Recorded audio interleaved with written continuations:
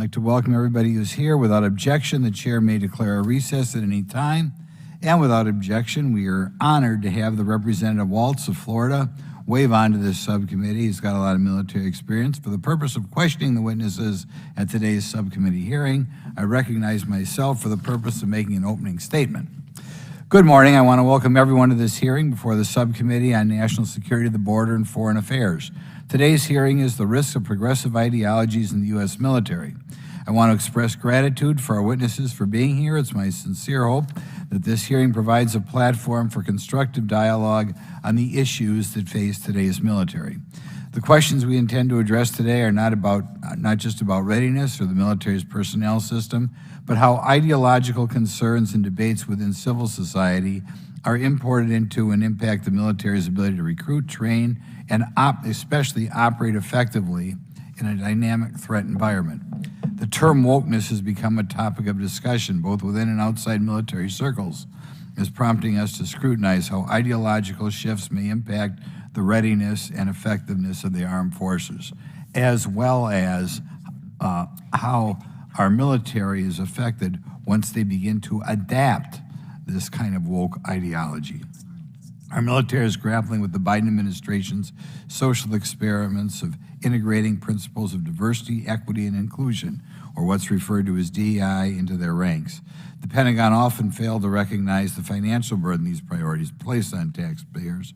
DEI managers are making over $180,000 a year, which in my mind sends a message in its own right. In fact, the Department of Defense recently requested $114 million for diversity and inclusion initiatives as part of the President's fiscal 2024 budget request. Unbelievable. To be clear, acknowledging the various experiences of our service members may have the potential to enhance our overall strength and resilience as a nation and fighting force. At the end of the day, our differences must yield to what we have in common, a duty to protect the American freedoms we hold dear. I have concerns about how the DEI bureaucracy implements its framework within the military. Not to mention, I think the DEI framework is not something that is even necessarily true. I think it unnecessarily divides people instead building up cohesion. It has the potential to harm unit cohesion and undermine our sailors' effectiveness. Between this and our Secretary of Defense being incapacitated for several days and not telling anyone shows a concern about the seriousness with which the Biden administration leads our armed forces. We need to understand the influence of progressive ideologies on military policy and whether progressive ideologies are even true. We need to understand the extent to which ideological considerations are shaping decision-making processes. Our armed services have long been a bastion of meritocracy, where individuals are promoted based on their skills, competence, and dedication to duty. It's crucial that we examine whether the emphasis on an ideological framework is affecting the core principles of a merit-based military. Furthermore, I think it's important to examine whether this DEI ideology is even factually true or whether it just serves to divide Americans. In today's hearing, we aim to understand the implications of these ideological shifts on military readiness and effectiveness. Our witnesses will provide insight into how these ideologies may influence training, operational procedures, and overall cohesiveness of our military units. This hearing is an examination of how ideological considerations, even well-intentioned ones, erode the fundamental principles that have historically defined our military and ensure unit cohesion and force readiness. I think throughout our history, our military understand that we are fighting for, the greatest country in the world. And I think all of our soldiers and sailors ought to understand that. Our focus is to ensure that our military remains a beacon of excellence while adapting to evolving needs of our nation and threats we face from our adversaries. It's about leveraging the full spectrum of talent within our nation for the cohesive strength of our armed services. Thank you again for appearing here today, and I look forward to the discussions that will unfold in today's hearing. I now recognize Ranking Member Garcia for the purpose of making his opening statement. Thank you, Mr. Chairman. And I'll just be honest, and I am a bit dismayed and disappointed to be here at this hearing today. Back in March, we held a hearing called Ensuring Force Readiness, Examining Progressivism's Impact on an All-Volunteer Military.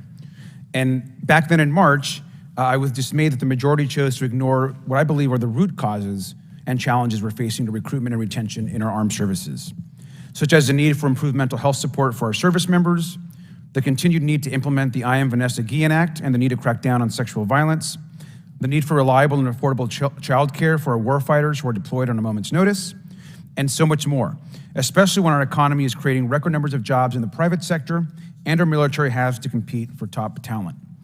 Now, data and evidence show that sexual assault, mental health care, affordable child care are all real factors that affect military recruitment, retention, and readiness.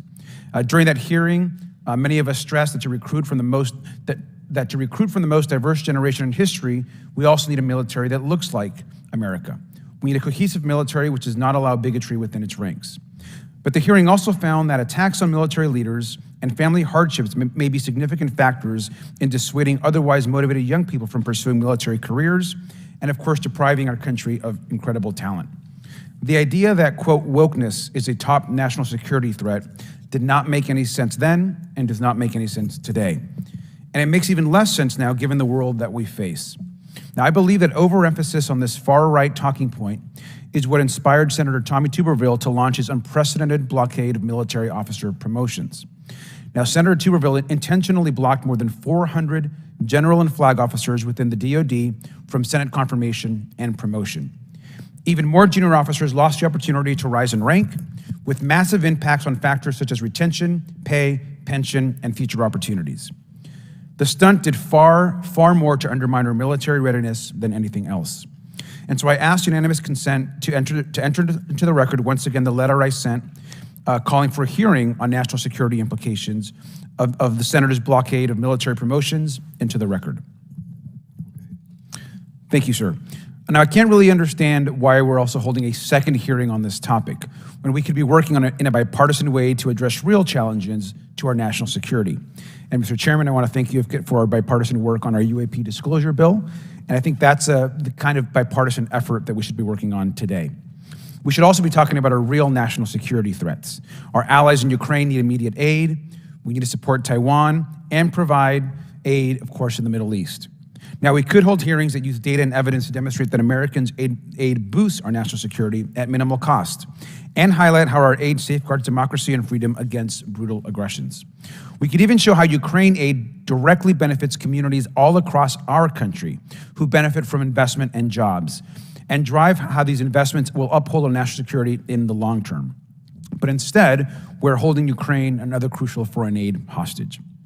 Instead, many are debating that we bring back indefinite detention for children at the border, defund Catholic charities, and end the right to asylum, linking that to aid that impacts our national security. Some also appear to be using Putin's talking points that want to sell out our allies and partners. There's obstruction, of course, around issues around the border, saying that we don't want bipartisan border security actions. And one of our congressional colleagues even said the quiet part out loud, and I'll quote, "Let me tell you, I'm not willing to do a damn thing right now to help a Democrat or to help Joe Biden's approval ratings." That's not the type of bipartisan work that we need on this issue. And yet here we are investigating wokeness. Now, it's not wokeness that is threatening our national security, whatever that word actually means. The real threat to our security is a far-right extreme obstruction of dysfunction and culture war stunts. This hearing is disappointing, but I look forward to working with our chairman and hope there can be bipartisan solutions. I yield back. I'm pleased to introduce our witnesses today. Our first witness is Will Thibeau, Director of the American Military Project at the wonderful Claremont Institute, where he works on analyzing the institutional integrity of the U.S. military.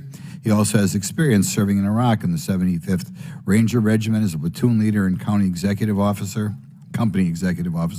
Next witness is Matt Lohmeier, former U.S. fighter pilot and former commander with the U.S. Space Force.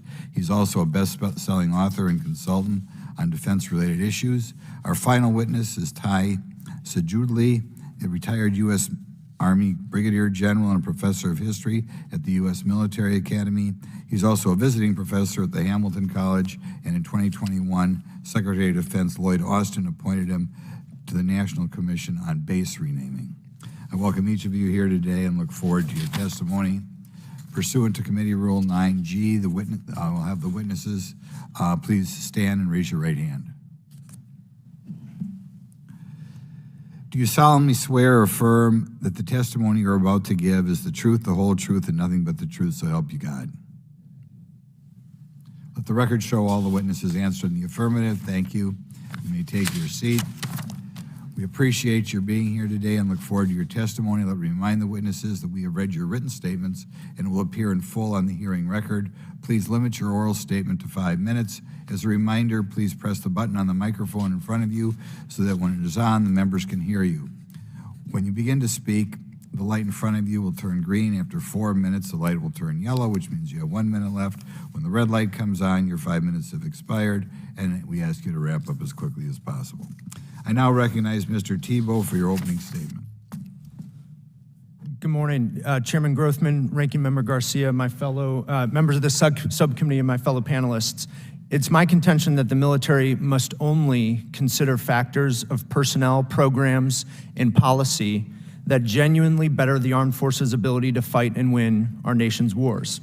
Merit must not be the first consideration for this analysis, but the exclusive lens through which elected officials and military leaders make these kinds of decisions.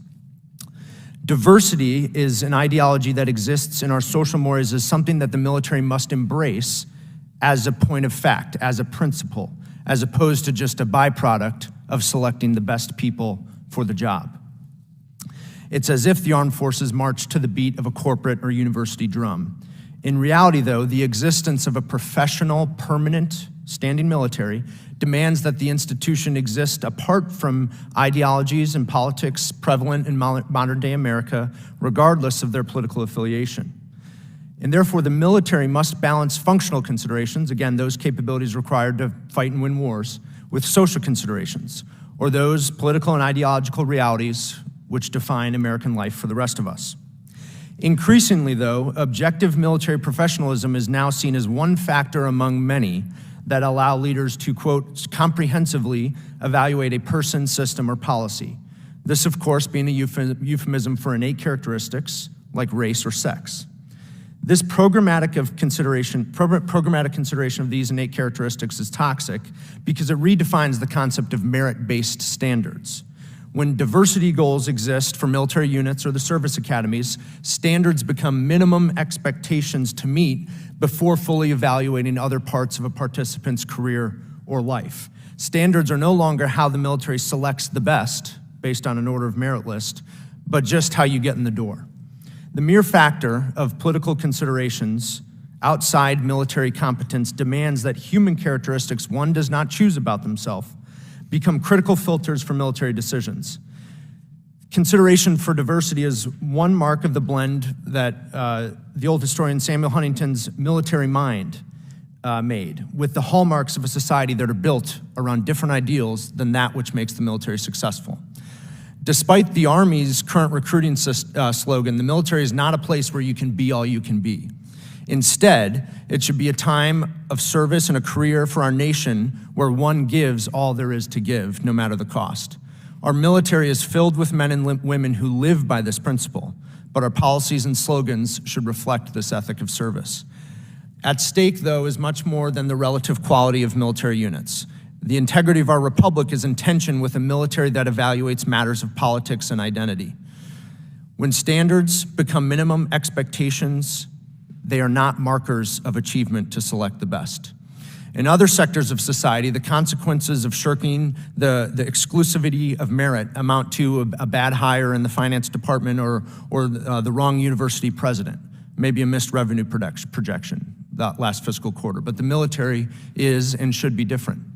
History is littered with examples of militaries whose consideration of political ideology precipitated a collapse in military professionalism, led to defeats on the battlefield, and all of which served as a precursor to the collapse of those nations. America should not wait to find out if we can outrun the drumbeat of such history. Thank you for the opportunity to testify, and I look forward to the conversation. Thank you, Mr. Lohmeier.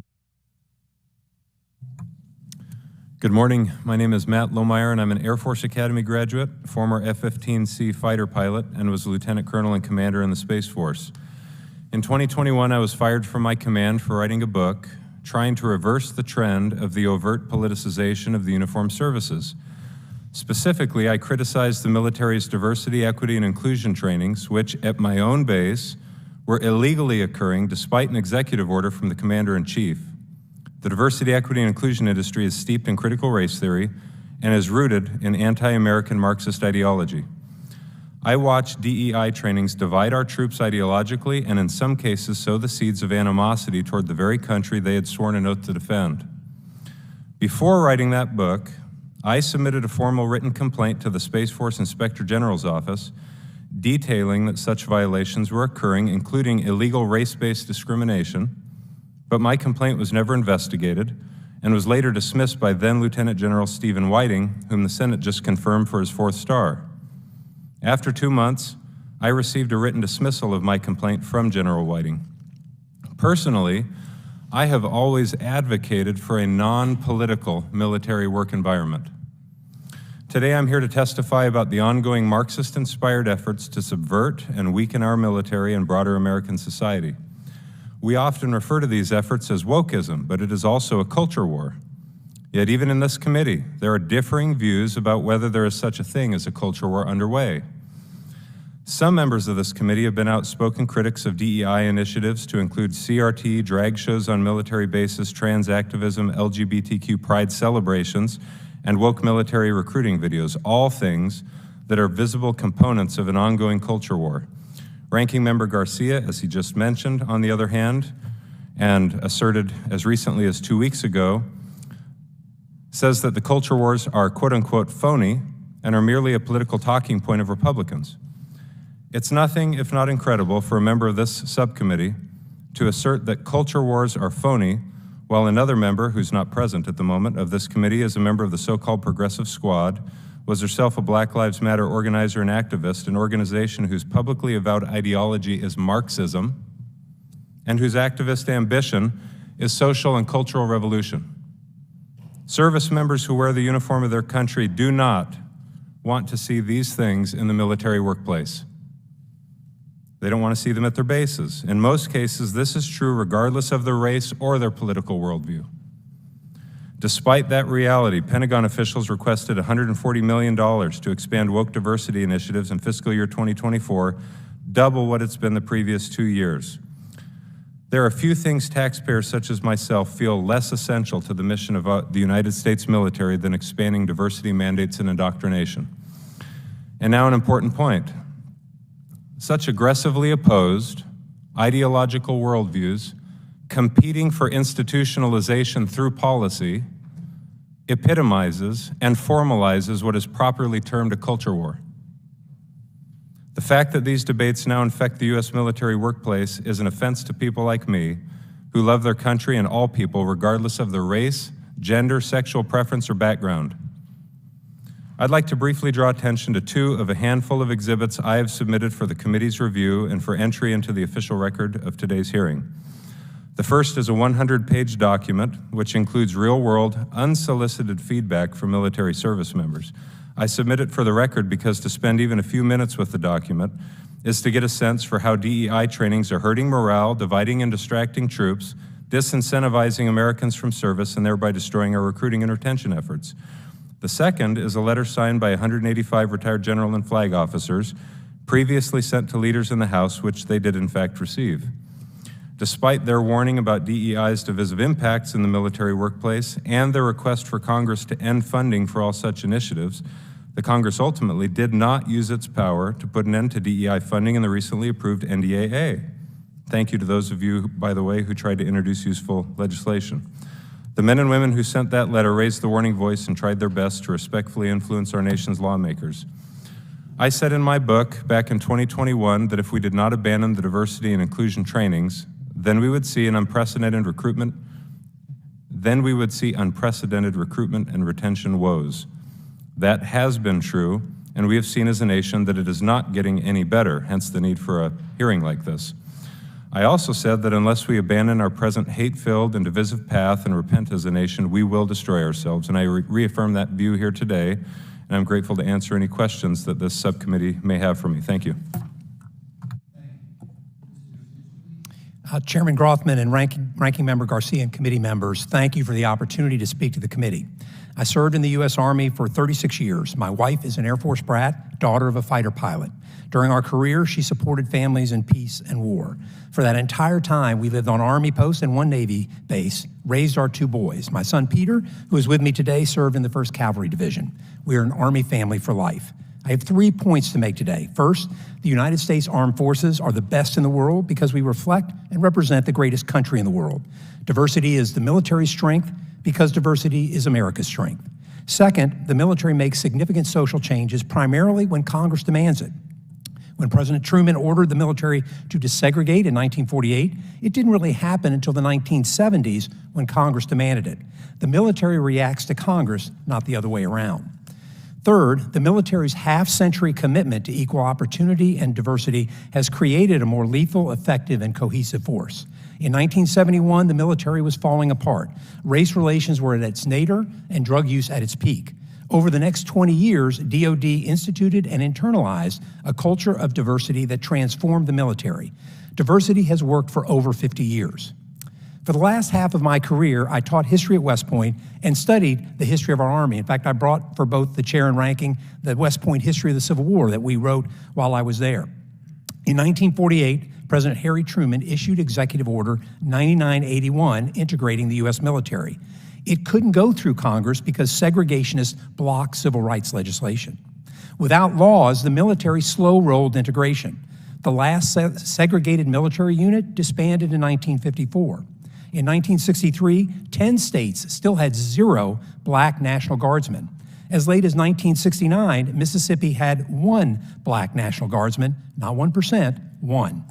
In the 1960s, the Army had 3% black officers, and the Navy and the Marine Corps 0.2%.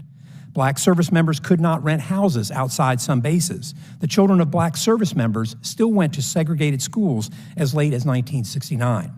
By the early 1970s, the effect of the Vietnam War, drug use, and racial prejudice had created a broken military.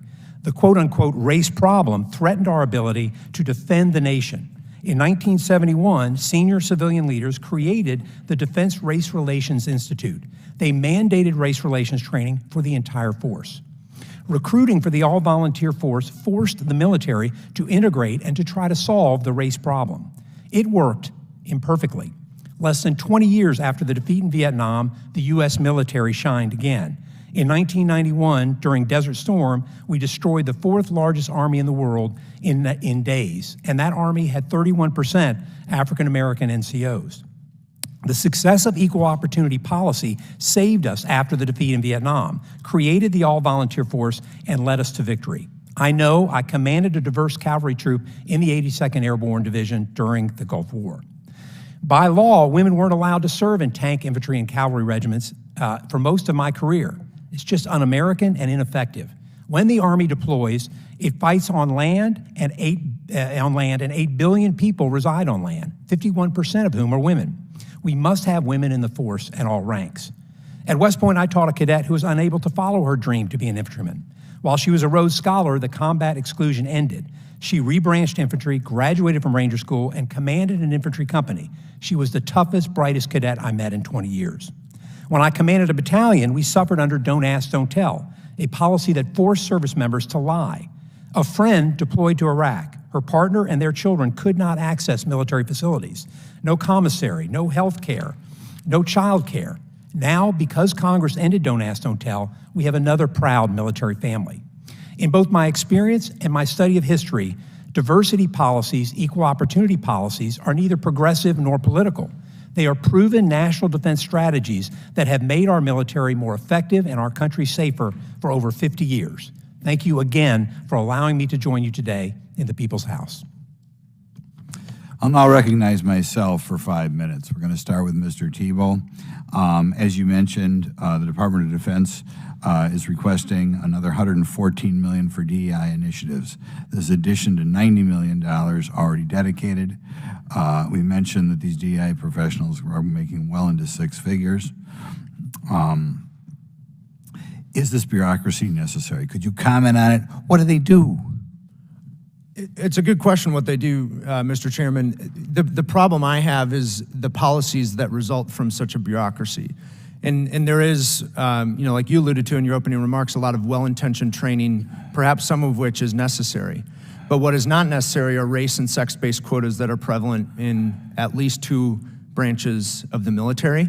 And if it's a bureaucracy that serves to fulfill those policies that I think do more than simply educate people about bias or promote equal opportunity, but in fact promote a system of race and sex-based discrimination, that's problematic, and they shouldn't be receiving any money. And so we should be thinking about those policies that are more than just the promotion of diversity, but are actually an alteration to the personnel program in the military. Have you seen people promoted? Not if Mr. Lohmeier wants to jump in, he can as well. Have you seen people promoted or led into the military academies who are not the most meritorious because of this DEI ideology? So, I never impugn someone's promotion or their selection. I take, a person that wears a uniform with the integrity that it comes with. But what is problematic is when West Point, for example, has racial goals for every admissions class.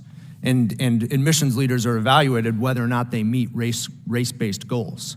I don't know what the difference is between a goal and a quota. And to me, we should do more to perhaps promote cohesive teams without implementing a personnel system that again alters the nature of how merit defines personnel policy. Does this ideology create a mindset in which people view themselves as members of a subgroup or identify based upon where their grandparents or great-grandparents were born? Perhaps. When I was in the Army just a few years ago, we got training on our conduct and how it was unacceptable to harass someone, to harm someone. And it seems there are some examples where there is now training on what you believe and how you've... Could you get in trouble by boldly pushing an ideology based on merit? Would that be a check against you think, in the military today? Mr. Lohmeier wrote a book on it. Yeah. I think he'd be better suited to speak on this. But I know there is. I've heard from a number of friends and folks who want to speak out that there is a pervasive concern about speaking out for the genuine integrity of merit as the foundation for military. Right. I recently talked to somebody who wanted to leave the military because of this ideology. We'll go to Mr. Lohmeier. Do you feel promotional decisions are being made primarily on diversity as opposed to pure merit in today's military? I do not think that promotion decisions are being made writ large based on solely diversity for the purposes of diversity. I think that we've got tremendous leaders in the military overall. I think that we still care a great deal about merit, and that these policies that we're here to discuss today, however, do muddy the waters, and we do establish quotas. And I want to provide one example that Will just commented on that I experienced while I was in command in the Space Force. I had young people, underrepresented groups, that means non-white, coming to me and expressing their dismay and what was the word that the ranking member used? Disappointment, that they could no longer tell themselves. I don't know what their political affiliation was. I don't know what their religious worldview was. I do know what their ethnicity was, and they came to me expressing their disappointment that, hey, look, my entire career, I've been promoted based on my skill, my ability to execute a mission, and I'm not sure moving forward whether or not I'll be able to tell if I was promoted based on the way I look, my accidentals. And I can provide a lot of examples of that kind of thing going on. I can also tell you that we've had a failed pilot training experiment as recently as last year. The American pilot training class It was in 2021, actually, in which we chose those selected for that pilot training class in Texas based on their gender and their ethnicity so that we could make the pilot training class look more like the United States of America. That didn't turn out well, and so we should look into that as well. But Could you quickly say what didn't turn out well? well, performance suffered, and that's the point. I as an instructor pilot in the T-38, I trained young men and women from our allied partners and from foreign militaries. Like the general here, I served with foreign militaries. I did an exchange to the People's Liberation Army Air Force Academy in Changchun, China, when we still did that. And I'll tell you, we do have the best military on the earth. It's because there's a naturally occurring diversity in the Defense Department especially that we allow in a merit-based selection system, promotion system, and so forth, so that the best can be placed in these various positions that we hope they will use to execute a mission in defense of our country. Thank you. Okay, Mr. Garcia. Thank you very much, Mr. Chairman. Thank you to our witnesses also for being here. General Seiguli, thank you for joining us today. I appreciated your testimony especially, and I want to thank you for the decades of service, of course, to our nation. I want to start by just getting a few facts out of the way quickly. I'm sure that anyone who saw the movie Oppenheimer, which was my favorite movie of the year, is familiar with the Red Scare. And obviously you as a historian also are familiar with the Army McCarthy hearings, which seem to be replayed over and over again in this House. Now, I'm disappointed that some of my colleagues also seem to want to replay those hearings and those scare tactics. But since you're here, I just want to ask you very clearly, is the military being destroyed by Marxist ideology? No, it's not. Excuse me, no, it's not. And I don't really even understand how you can say it's Marxist. At least I studied Marxism, and I don't understand how it relates at all. I agree with you, sir. And in your experience as a professor also at West Point and in your 36 years of service in uniform, did you see any evidence of leftist indoctrination? No. How about of critical race theory? No. Have you ever seen Antifa infiltrating our military? No. Well, thank you, General. Now, I'm sure we can all feel a bit better knowing that there is no large communist menace or Antifa or others plotting to overthrow the U.S. military, which we know remains the strongest in the world, and we all, I think, in a bipartisan way, agree that we have the best military in the world and that we're very proud of. Now, General, in all seriousness, can you explain why policies that promote a military that reflects the diversity of our country and allows everyone to serve no matter who they love, one that protects female soldiers from harassment, and actually promotes and improves our national security, how does that actually reflect, how does that improve our actual military? Thank you, Congressman. I really believe that we look at a period before we had this, which is the 1960s, and see how terrible the military was. And the military imploded without that. And if we have an army, that's what I'm familiar with, that has right now, over 20% African American, and yet have almost no leadership in that role, then we're going to have problems. We don't have quota system. I was on the admissions committee at West Point. We don't have quotas there, but we do want to make sure that that we look like our client. Our client is the American people, and we want to make sure we reflect that. I have found that diversity policies make us a stronger nation and a stronger country, and I'm unfamiliar with anything that make diversity policy somehow is going to melt our brains in some way when we take them. It's not been my experience. And I would agree. I mean, it's clear that a more diverse military is good for our national security and is good as a reflection of the whole country. And I think the question is do we want a military that actually reflects the entire country? As an LGBTQ American myself, I also understand very clearly that it wasn't that long ago that an openly gay person, an openly person from my community, could not contribute their talents in the military, but it's been changes to policy and implementation that have made our military more reflective of who we are as a society, and so I appreciate your comments. General, can you remind us about some of the challenges our military has had to overcome as it relates to segregation and as it relates to racial tensions within ranks?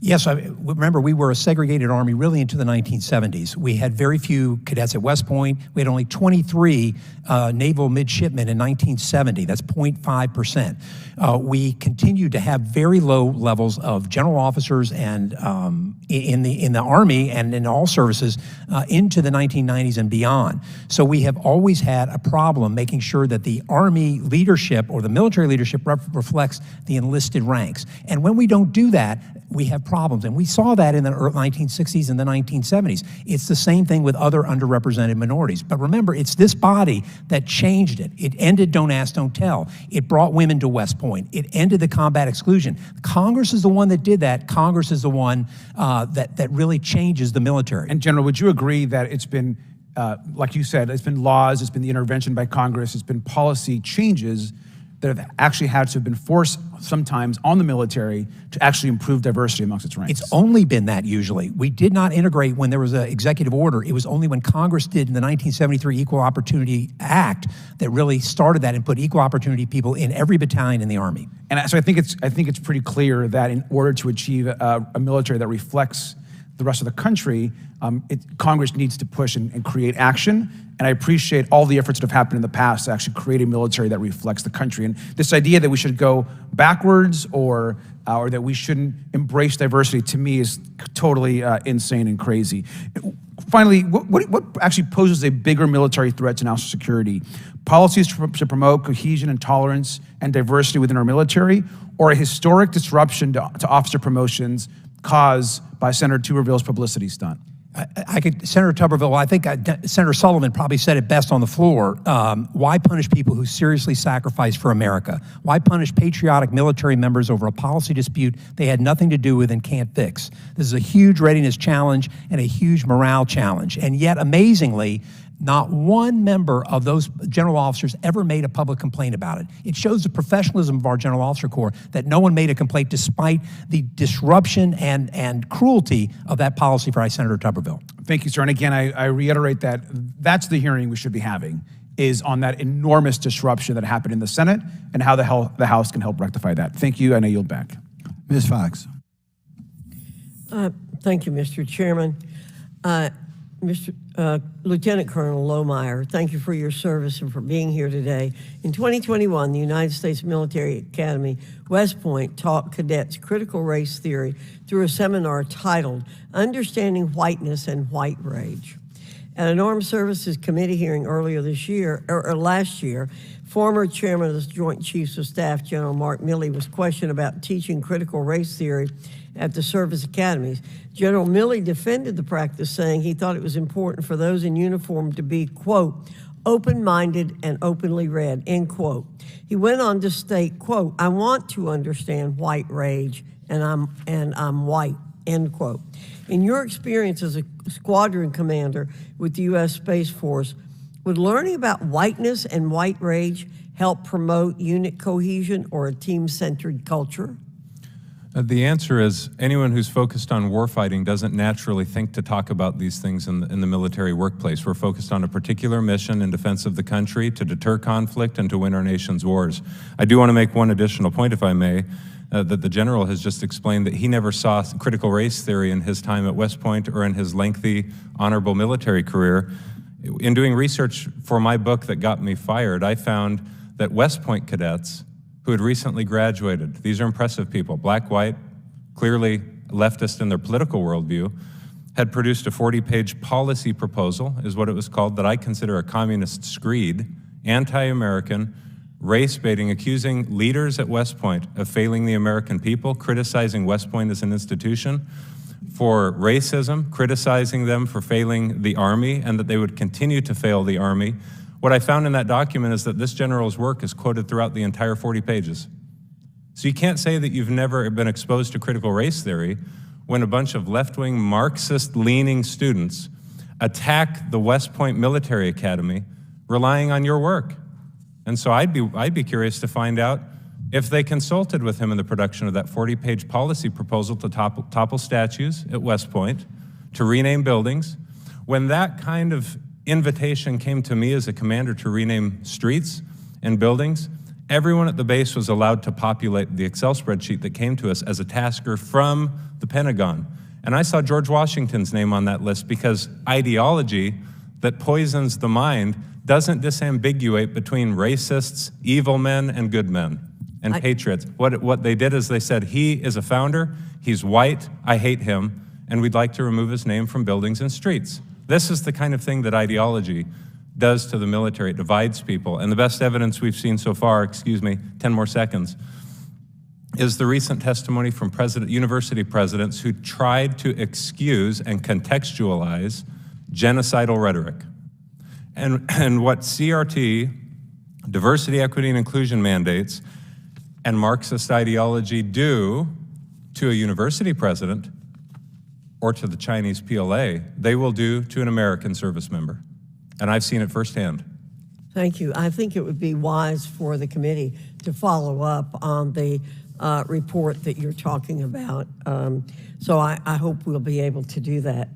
According to the Department of Defense website, its mission is to, quote, provide the military forces needed to deter war and ensure our nation's security, end quote. Do you think that teaching our future military leaders about whiteness and white rage will better prepare them to deter war and defend our nation? No, I do not. And do you believe promoting divisive concepts, you've, I think, indicated this, like critical race theory, have an impact on military recruitment and retention?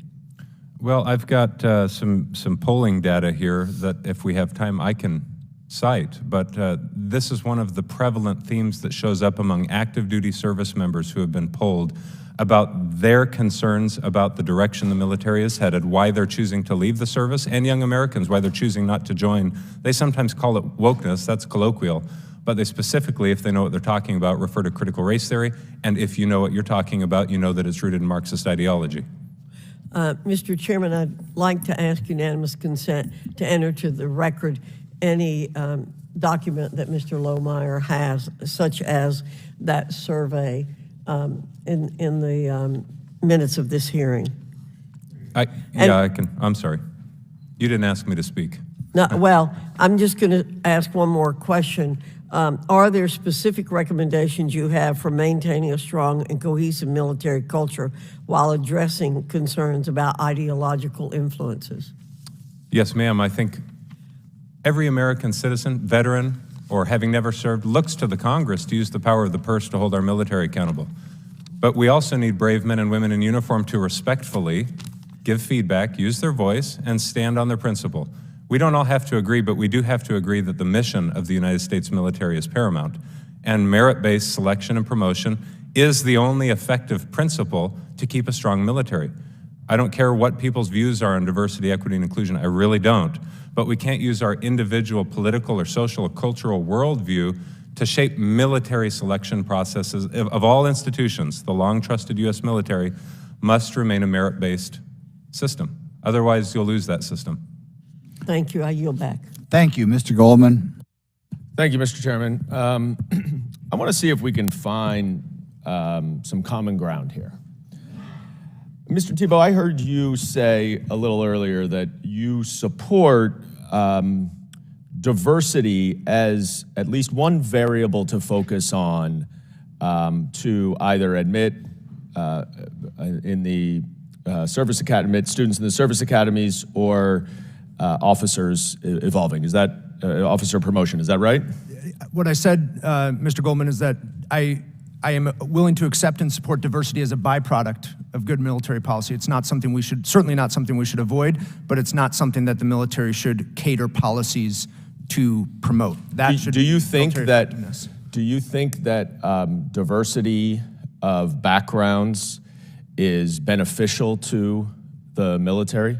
As it relates to a person's ability to do a job in the military, yes. If a capability doesn't exist in the military and we need someone with a more diverse background to do that job, then yes, it's important. But what I don't think that means is that a person's skin color is relevant to those jobs. You know, in the House Armed Services. I hear you, and I'm going to just follow up on that. I mean, because I think there's some contextual things that we need to talk about here, because you and Mr. Lohmeier are talking about merit-based, and focusing on that.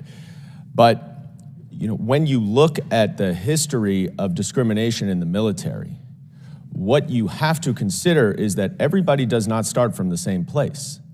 So Mr. Seiguli's family, growing up with a general in the military, has advantages in terms of entering the military that someone whose family does not have would not have.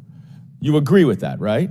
Yes. Okay, so if the military was segregated, if non-whites and women were not allowed, if the LGBT community, because of Don't Ask, Don't Tell, were not allowed, you therefore understand how those people from those different groups are not starting at the same place in terms of evaluating, quote, merit-based, right? But Congressman, I think that's a false binary. The choice is not between discriminate against non-whites and, choose anyone. I'm not talking about discriminating. I mean, there are only a certain number of people that can be admitted to a class, that can be promoted.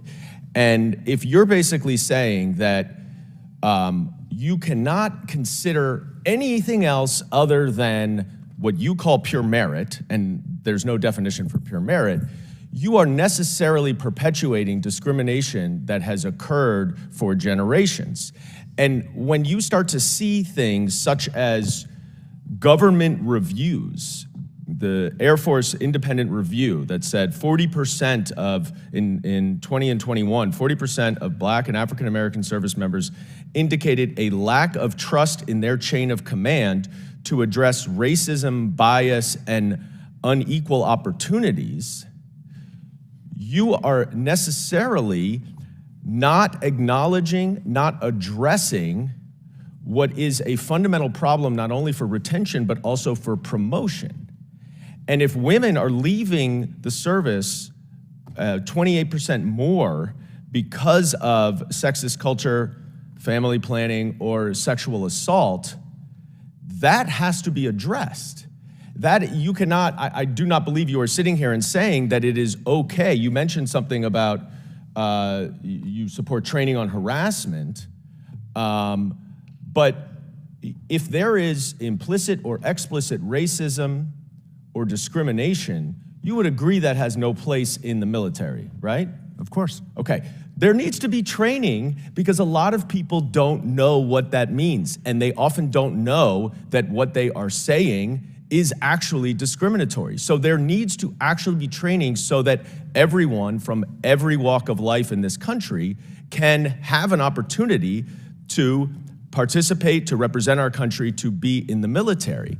And the problem that we run into when we try to say purely race-neutral, merit-based, and once again, we're obviously talking about a disproportionate number of white people, primarily, who are in positions of authority, who are elevating people, who are admitting people.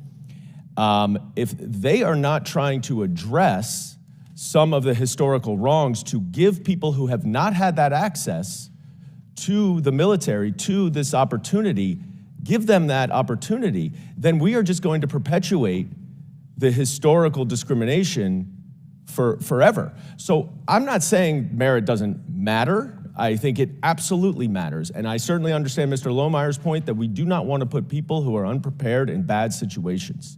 But to simply say that diversity should have no impact whatsoever on our military will continue to perpetuate a discrimination that is unfortunately embedded in our military's history. And with that, I yield back, Mr. Chairman.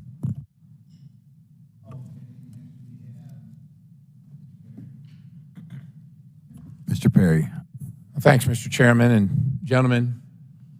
God bless you for your service. I really, really appreciate your sacrifices on behalf of this nation. As often is the case, my position here up on this dais is my 5 minutes. Most of it will be spent correcting, in my opinion, the record of the things that have been said previous, as opposed to the questions I might have asked each of you. So I'm going to go through a couple things here. And maybe it's not only correction, but it's clarification of the record, as I would like to say it. Sure, Mr. Seidel, is that how you say your name? Seiguli. Sorry about that. My apologies. My mother got it wrong for years. I'm sure. The name tag was probably difficult. I just want to make the remark and the point that the segregationists that blocked integration were decidedly in one political party. And I think it's important to note that because they will be up here acting like they never did that, and it's important for the historical record as a fan of history that that you can appreciate that there are consequences that America cannot forget and should not forget. Regarding diversity, I hear that all the time, diversity is our strength, diversity is our strength. And it's, Mr. Thibeau, you just answered a bunch of questions about that, and it is a strength when we have different viewpoints about how to solve a problem. But if we're all in a rowboat, there's 4 of us in a rowboat, and we all have a different idea of where we're going in a different oar, diversity is not going to be much of a strength, right? We're all going to be rowing in 4 different directions. So diversity is a strength when we're all pointing in the same direction. Otherwise, it's not a strength. And I don't know how that can be refuted, but if somebody wants to, they're welcome to do that. Regarding the comment that there was a defeat in Vietnam, I want to make sure, because I grew up during that time, as you did, I imagine, sir, just gauging from seeing you here, it was not a military defeat. It was people like Walter Cronkite and other leftists and political activists in the United States of America that imposed that defeat, and it's important to me. I revered my uncle when he came home from Vietnam in his uniform as a guy who served and the sacrifices he made, and it colored my decision to join the military. And it's important, again, for the record, to remind Americans that the military did not lose that war. That was a politically lost war, and I don't want that to be attributed or ascribed to the military. Regarding the McCarthy hearings, I want to remind everybody in the room that while I disagreed with his tactics, as most Americans did, if they read Whittaker Chambers' book Witness, and if they go through the Venona transcripts, almost every single person he named was a communist sympathizer, organizer, and involved in the subversion of the United States government. Let's not forget that. Regarding those folks that were held up by by Senator Tuberville, and the fact that they didn't complain, well, good for them. Because when we wear the uniform, yours is not to question why, yours is just to do and die. And we don't talk about political things because it is against the regulation. So they weren't doing anything grandiose. They were doing their duty as they should. And Tuberville was doing his duty as he should. The policies in the military regarding the subject at hand are wrong. And thank God somebody was willing to fight for them. There is a specific definition for merit. I would ask my colleague, he can go look up any search engine and see it. I joined the military, and I love my time in the military. It defined me, and I defined it. And it was based on merit.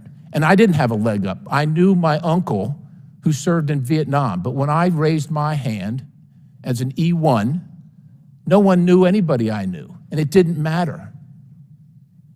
And I love the fact that even coming from a broken home with no connections and no clue about anything, I could work my tail off and make something of myself. And even though I didn't have my commander's recommendation to go to officer candidate school, I got into officer candidate school, and I became the president of my class. And even though I didn't have a recommendation to go to flight school where you're measured within 1/10 of a point, I graduated second in my class alongside soldiers and service members from the Air Force Academy and West Point, of which I was not allowed to go to because I wasn't good enough. And I wasn't good enough. But the point is I worked my tail off because it was based on merit and I could make something of myself. And while I complained to myself, I didn't complain to anybody else when I tried to get an inter-service transfer from the Army to the Air Force, because instead of flying Cobras, I wanted to fly F-16s, and a friend of mine, he got to go. He was a black man. But when I applied to the same unit, I was told, sorry, you don't fit the position. You know what I did? I got after my job as a Cobra pilot. I got after my job and I went on with my life. I didn't cry my eyes about it. There's a bunch of people that are up on this dais today that are going to complain to you and tell you about your life in the military who have never served and don't have a damn clue about any of this. but Mr. Lohmeier in particular, Mr. Thibeau in particular, God bless you for your viewpoints and your willingness to sacrifice what you have for the things that you believe in, because you are correct. Our military is being destroyed right now, and we all know it. We all know it. And while I wish and I hope that it still remains the best military in the world, I'm not sure that that's the case anymore, and we better damn well come to that realization and get after that. Mr. Chairman, I yield. Thank you. Good points. Mr. Frost. Thank you so much, Mr. Chairman. I just want to point out to what my colleague just said. As it relates to members of the United States military whose promotions were being held up because of a senator who had problems from an ideological point of view with bodily autonomy, the message to them was, ours is not to reason why, but to do or die. But then to a gentleman here who did complain and fight, wrote a book about his issues, the message was completely different, which I think shows the hypocrisy in this room right now from the other side of the aisle. I'm from the state of Florida. This war on wokeism is not new to me. And it's a shame that Republicans on this committee haven't caught on to my governor DeSantis' failing presidential campaign that's based on this war on woke. And this misplacement on wokeism in the military endangers America's national security by ignoring the real threats. Some of the real threats to our national security are low military recruitment and retention rates, which is what I want to focus on today. Look, service members aren't leaving the military because of DEI training, or because a military base was renamed, or because someone accessed an abortion. But what I do hear from my constituents is this. I've had folks write about problems with housing allowance being too low in the military. People messaging me about saying medications are too expensive. Folks worrying that service members won't be able to get pay if Republicans in Congress shut down the government. These are the real things that resonate with the American people, because these are the issues that this committee needs to be addressing. General, you testified that the Army became more diverse and welcoming to soldiers of color over your time in service. How has that inclusion helped retain talented service members? We have thank you, Congressman, we have a greater pool to draw from. We didn't used to be able to draw from people of color or women, or if we had LGBTQ, they were kicked out, of which I know many that were kicked out. We have a broader thing. We need every person to be able to serve. And we can't do that if we are trying to kick people out or not allowing people to serve and not make it welcoming. We're a better Army because of our diversity.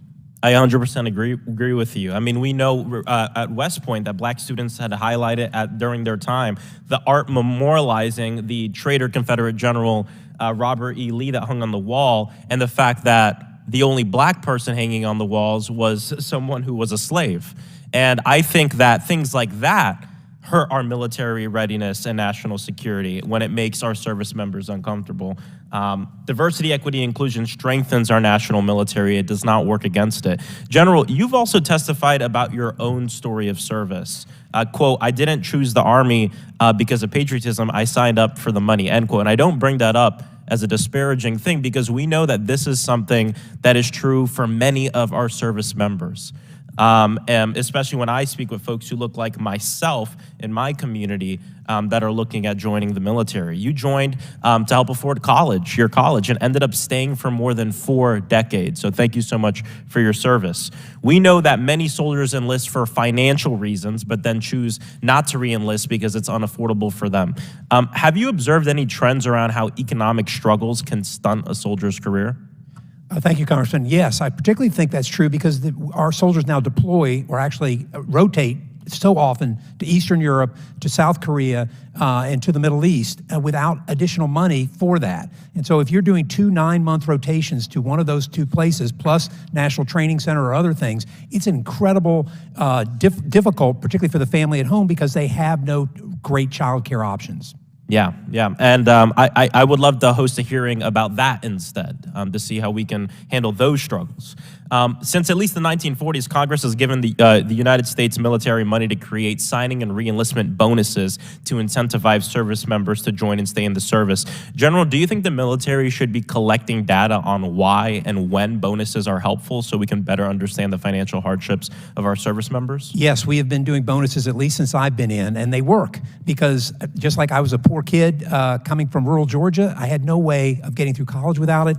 Those financial incentives matter in an all-volunteer force. A second thing that this committee should be hosting hearings on to figure out how we can better our national security and military readiness and preparedness. Look, and I know we have Mr. Lohmeier and folks who have had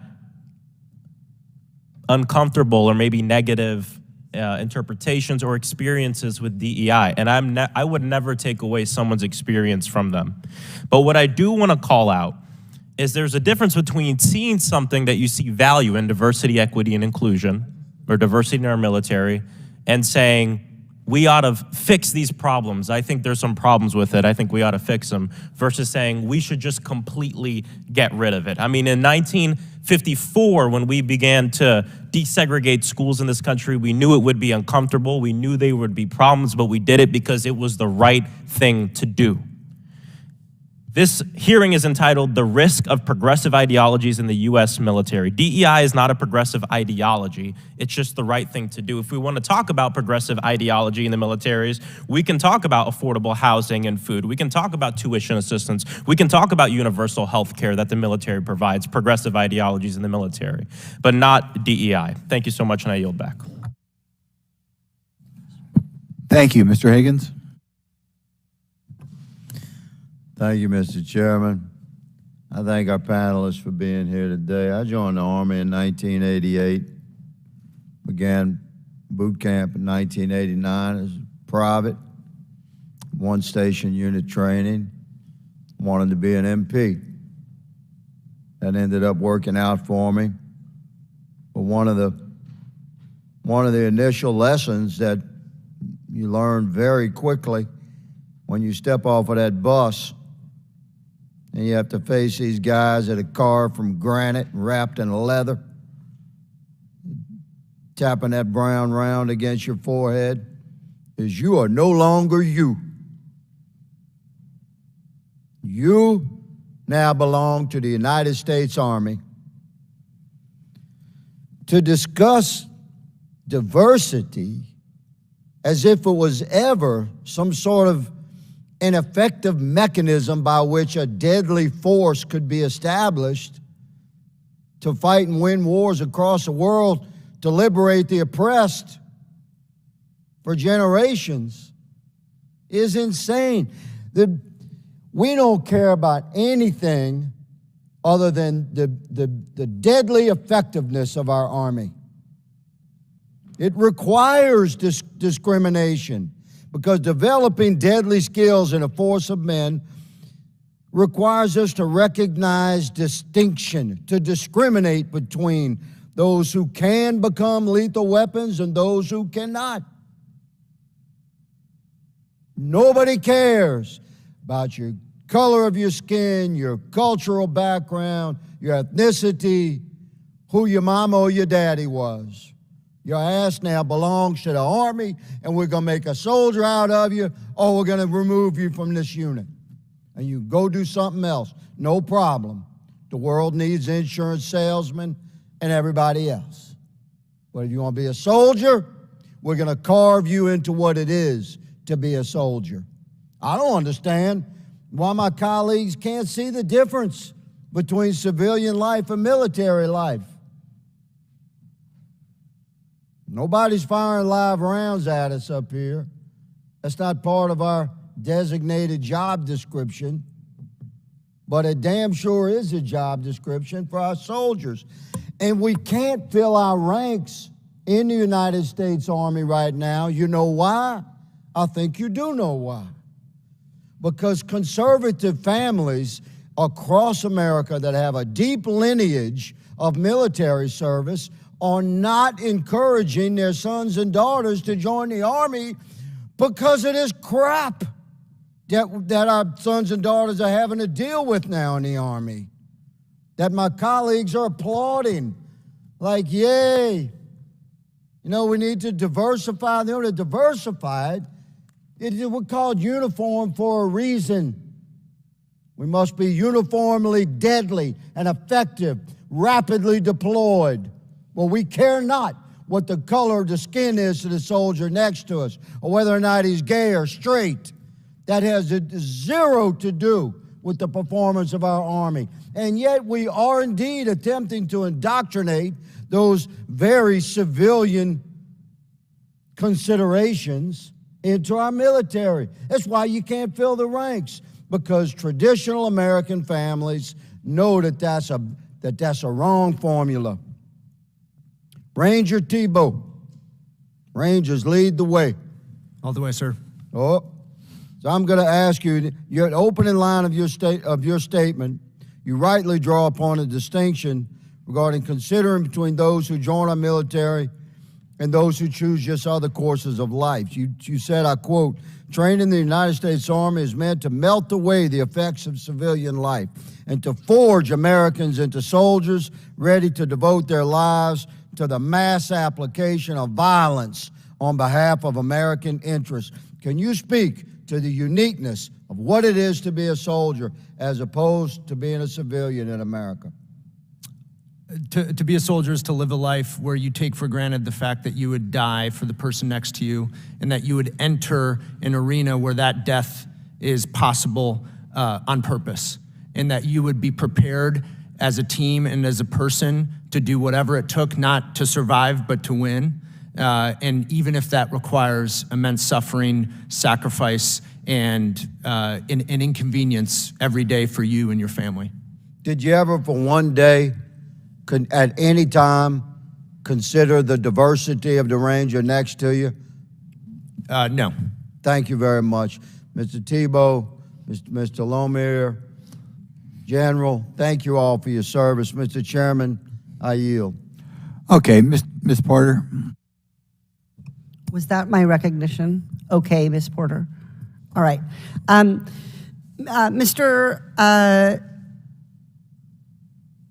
Lohmeier, do you agree with President Trump's Executive Order 9981?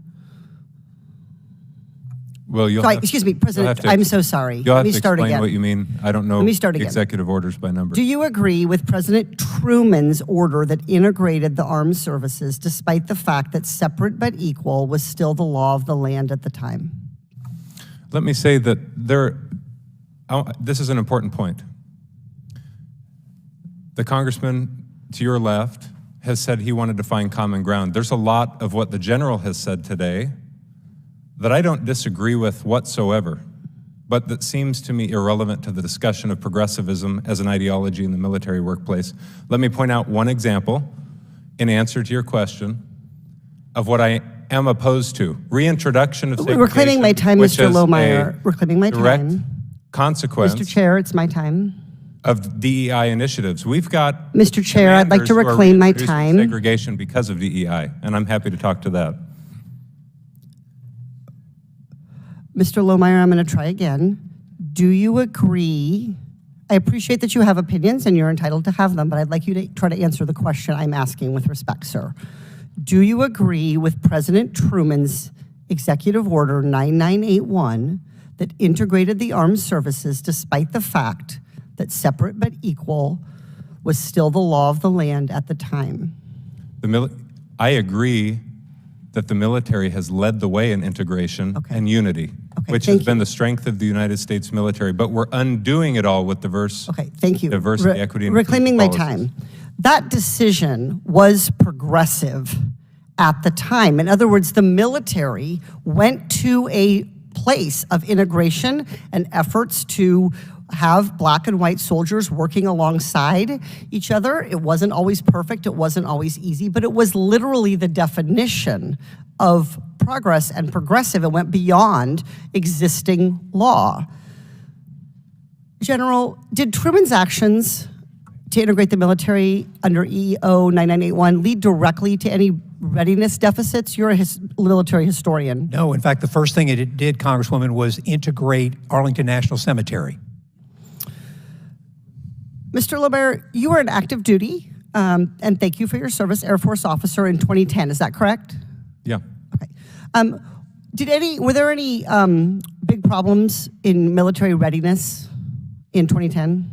As a young flyer, I never paid attention to what you folks were doing. I never paid attention to reports on readiness, lethality. I simply focused on a mission. It was learning how to fly an aircraft, and at that time, it was training our allied partners and foreign military pilots how to fly jets. Well, I'm glad, Mr. Lohmeier, that you were able to focus on your military duties. And it seems to me that your own testimony here is a really good example of the fact that the repeal of Don't Ask, Don't Tell did not cause a disruption in your ability or the military readiness of the Air Force to do its job.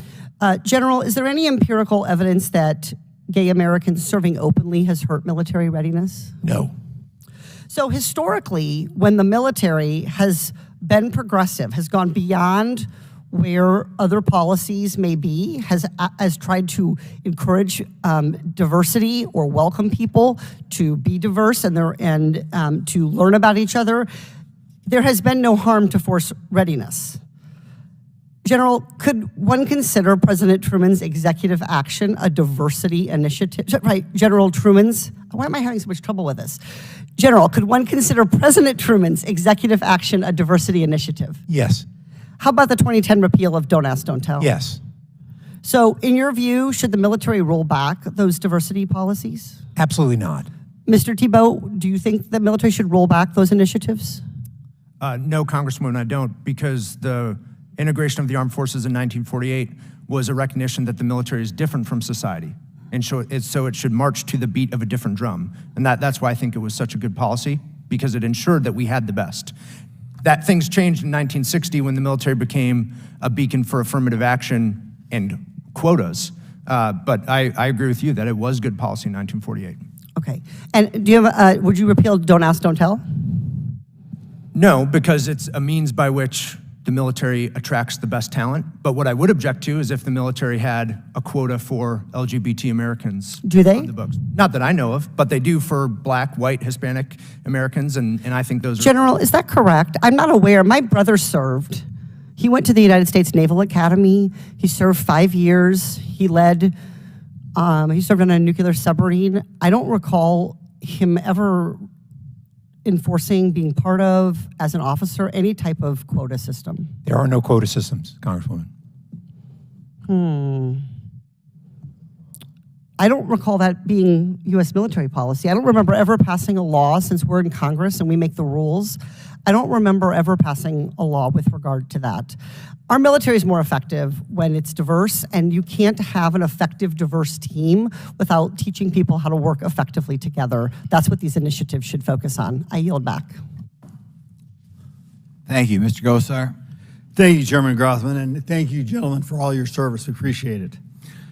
The U.S. Armed Forces are under attack, not by a foreign adversary, but from within their own ranks. Woke policies have infiltrated the U.S. military and caused failing recruitment and retention rates, low morale, and quite frankly, pose a national security threat. Our service members are heroes and must endure considerable challenges in their sacrifice to our nation. Their focus should not be compromised by politically motivated critical race theory, LGBTQ training, and DEI and pro-abortion policies. Perhaps recruitment and retention efforts have failed, not because of the military's lack of diversity, but rather because service members are afraid of retaliation for speaking out against progressive policies. Just a few months ago, we heard from General Mark Milley, who said that service academies should teach about white rage, while simultaneously claiming the military is not woke. Lloyd Austin, in an unprecedented move in October of 2022, required the DoD to pay for the travel of service members seeking to end the life of their unborn children. Our servicemen and women deserve more from their leaders. Now, let me ask you both, Mr. Thibeau and Mr. Lohmeier, is war fair? No. Mr. Lohmeier? Can you repeat that? Did you say is war fair? Fair. No. So in the comparison versus education versus war, that's not an equal application, is it? No, Congressman. Mr. Thibeau? They're different institutions, different experiences. Very different. So for your example, a improvised IED doesn't know the color of your skin, doesn't know if you're gay, whatever, right? That's right. Does the enemy care what color you are? No, Congressman. That's really interesting. So the DoD funds and relies on data from a group called START, the National Consortium of the Study of Terrorism and Responses to Terrorism. START came out with a figure in one of these reports that depicts a type of alleged extremist in the military. I think they're going to bring it up on the screen here, please. Shockingly, the vast majority are considered right-wing extremists. Categories of extremists include militia, which is specifically mentioned in the Constitution, including the Second Amendment, numerous times, male supremacists, and anti-abortion. My question for you, Mr. Thibeau, do you think service members are leaving the military because they may be considered extremists for simply opposing abortion, owning a gun, or for a belief in a traditional family? I don't think so, Congressman. The Inspector General report on extremism came out, I think, a few weeks ago on a Friday afternoon without much fanfare, where they said that there is no difference in the extremism in the military compared to society, and there was nothing to find. The American Principles Project surveyed veterans, hundreds of recently separated veterans, and the biggest reason why people left and also why they wouldn't join is because of a distrust of politicized military leadership, which I think speaks to the point and the value of this hearing. Gotcha. So another question. If belief in a militia is extreme, the word is mentioned 5 times in the Constitution, and the Second Amendment says a well-regulated militia is necessary for the security of a free state. Does that mean the Constitution is an extreme document, according to this military-funded group? Yeah, there seems to be a discrepancy or some cognitive dissonance there. But you know, I don't know how words are assigned to different meanings. But I think most service members are well-intentioned and good Americans, and both sides should do well to remember that. Gotcha. Mr. Lohmeier, thank you again for your service.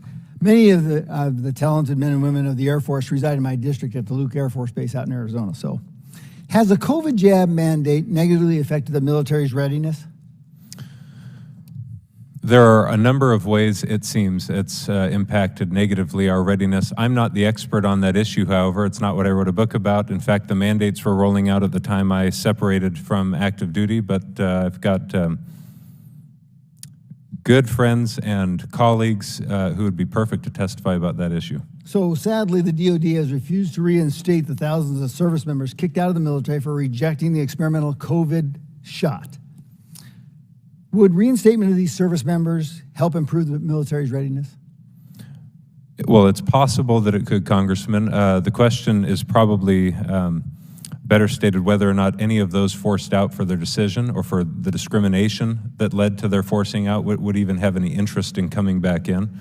There are groups actively working at the moment to try and take action on behalf of those who either were injured or killed, their family members, or were forced out for their religious convictions or for violating their conscience to take what they consider to be an illegal, immoral, or an unethical order. And that has ripple effects today in the service. Again, I'm not the expert on that, but I'm friends with many who are, who'd be happy to testify about it. Well, I want to say thank you very much, all three of you, for your service. We appreciate it.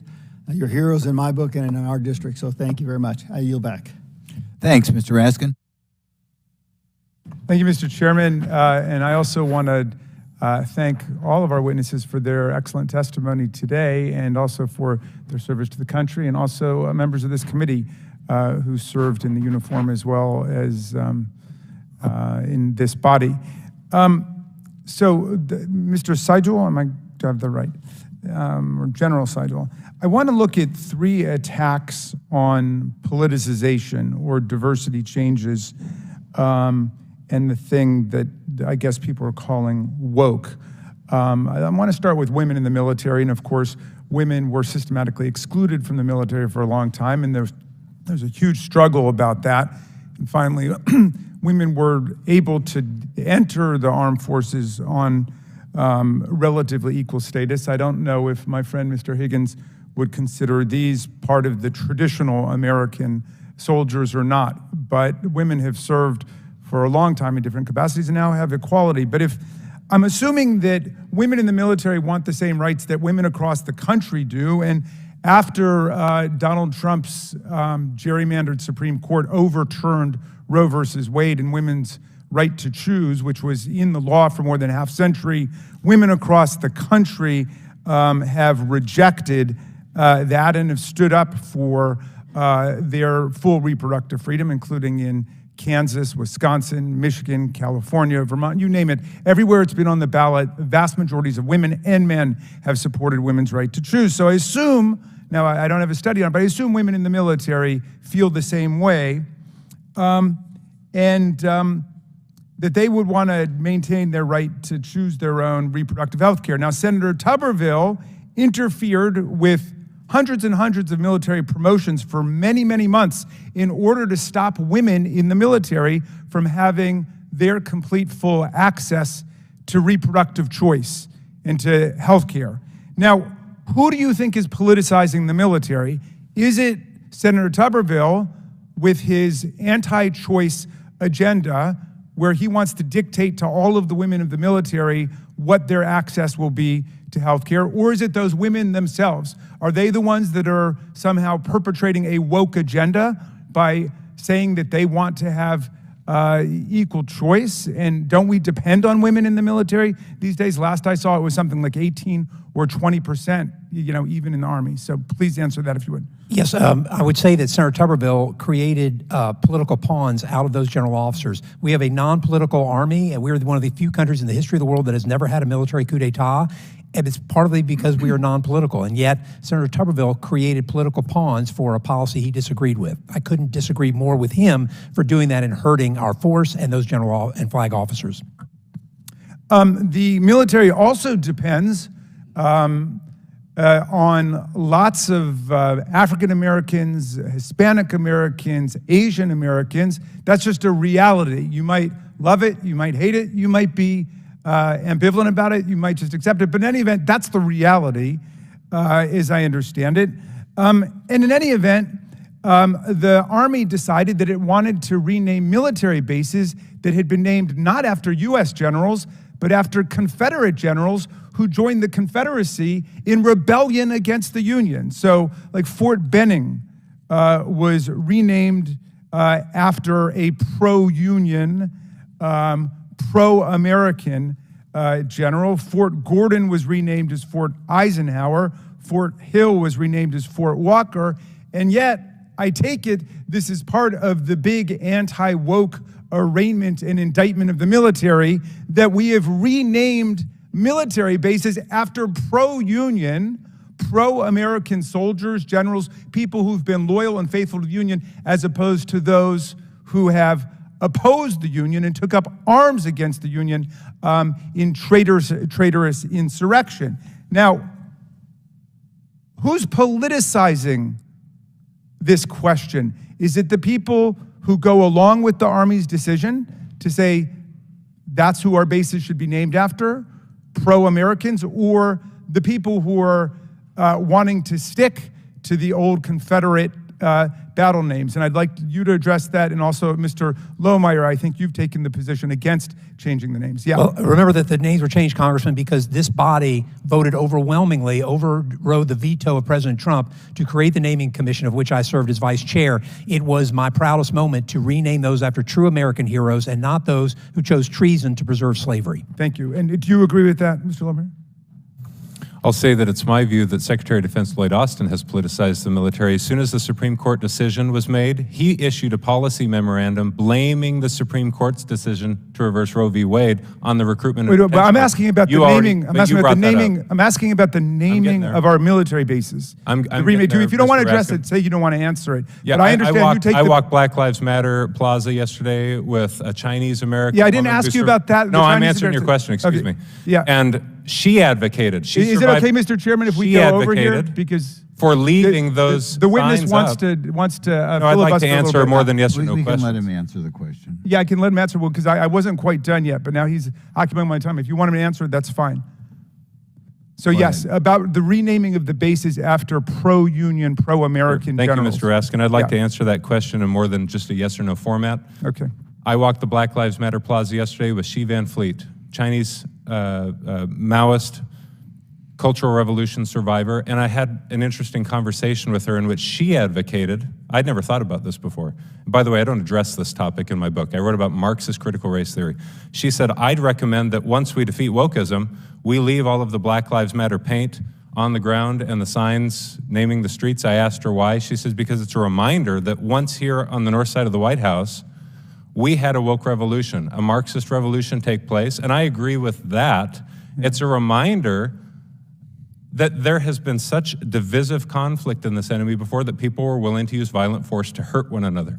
I have no problem with the general's efforts. If I understand you correctly, I'm trying to torture out an answer, just but let him- what you're saying is that we should have army bases named after Confederate generals or Nazi generals, people we've defeated in war. Is that right? I'm not willing Just a to minute. let you put words in my mouth. We're about just to 2 answer the minutes point. over here, so That's we're fine. just going to let Mr. Lohmeier finish, and that's it. So my point is, this is not an issue in which I've actively been involved. The renaming of base. I wrote a book about Marxist DEI, Marxist critical race theory. That's my expertise. I have no personal issue with the fact that this gentleman to my left, who honorably served his country, has been a part of a commission to do that. I have personal opinions about why it's wrong-headed and a part of an ideological push, but this is not my So issue. you would not have renamed them, in other words. Well, we're Point of order. 2.5 That's minutes not over. something I ever focused on. All right, I think I got my answer, It's not Mr. something I've Chairman. ever I'll yield focused back Go to for you. Mr. Biggs. Thank you, Mr. Chairman. I appreciate the witnesses being here today. So, Mr. Lohmeier, when we look at some of the things that have been said by the gentleman to your left, and I don't think I can pronounce your name. I want to pronounce it right. Seiguli, but Mr. Seiguli, yes, thank you. And I've read your testimony. I'm interested to know your reaction to his positions with regard to the diversification of the military Sure. and DEI. Thank you. One point that the general made with which I disagree is that diversity is our strength. I don't think there's any evidence for that, but definitions matter. Words matter, and we're losing touch with this. I would reject the notion that diversity is our strength based on DEI definitions of diversity, equity, and inclusion. Merit-based, okay, I'm gonna get away from that because if we're trying to find a unity of understanding, let me say this, skill and performance matter in the military if you'd like to deter conflict and win our nation's wars, period. As a commander in the military, I had a black colonel fly across the country to promote me to lieutenant colonel because I love the hell out of the guy and respect his views on the Federalist Papers, which he was teaching me after work hours, and because he was the best leader I've ever worked with. The best airman that I had working for me, incidentally, was a transgender airman. So don't bullshit me and say that you think you know what you're talking about. You've never served. You don't understand how this works. We care about performance in the military, period. You don't know what you're talking about. Most of the people in this room don't know what they're talking about. We need lethality in the military, period. All of the stuff you guys talk about, the men and women in uniform don't think about. They go play Call of Duty at night after they learn their mission and execute that mission, period. They don't know what you're talking about. They don't know what you're voting on. They don't care about your sexual preference. They don't care what you look like, and they don't care what the person next to them looks like, period. I'm a citizen of this country, and I can dislike you and criticize you all I want here, but our men and women in uniform cannot. And so I speak on their behalf when I say lethality matters, merit-based selection and promotions matter, and your ideology doesn't matter one bit. And we need to identify principles which will preserve our union and preserve the unity of the United States military. If we do not, we'll lose that union. And it's my contest, whatever Truman did decades ago. No, you ask your average military service member when Truman was the president of the United States, they can't even tell you. But my point is, they're focused on what's happened since the George Floyd riots. There are things that have happened in the last 3 years in our military that we're up here to testify about, not the things that happened 60 years ago. We're great today because of what we've done for the last half century in the fighting of the Cold War. And Mr. Lohmeier, what has happened in the last 3 years that has caused lethality to deteriorate in the military? There's been an overt politicization of the military workplace and the forcing of trainings that are anti-American, that criticize our founders, that allege that white supremacy is a problem within the military ranks, which has never been proven, and all of that rhetoric that occurred once Secretary of Defense Lloyd Austin took office led to a bunch of moaning and bitching and complaining behind closed doors of our service members, and I heard it as a commander.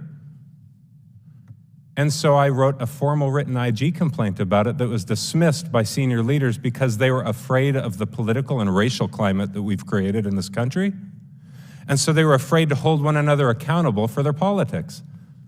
Senior leaders. So they're not held accountable for their political worldview, but young people will be held accountable. I'm living evidence and a living example of the fact that the diversity initiatives are discriminatory. I was kicked out for saying I'd like to depoliticize the workplace, not for advocating for Republicanism, or excuse me, small r, Republican, not for advocating for Republican candidates, not for criticizing Democrat candidates. I never publicly advocated for anyone politically, but I was forced out because of viewpoint discrimination. Diversity initiatives are discriminatory, and inclusion initiatives are exclusive of my viewpoint. So, and so I'm living evidence that the politicization of the military workplace in the past several years is discriminatory, and it discriminates specifically against conservatism and Christianity, period. Mr. Chairman, I want to submit for the record something called Declaration of Military Accountability, an open letter to the American people from signatories of the Declaration of Military Accountability into the record. So entered. And then I apologize. I actually had questions for Mr. Thibeau and Mr. Seiguli as well, but we've run out of time, and I don't think I'm going to get that additional 2.5 minutes that the ranking member got. So I'll yield back. Mr. Lynch. Thank you, Mr. Chairman. General Seiguli, first of all, thank you all for your service to our country. Really do appreciate it. I've been a member of this committee for about 22 years, and while I have not served in the military, I've led most of them, but done about 20 trips to Afghanistan, over 20 trips to Iraq, to try to understand, because I have not served.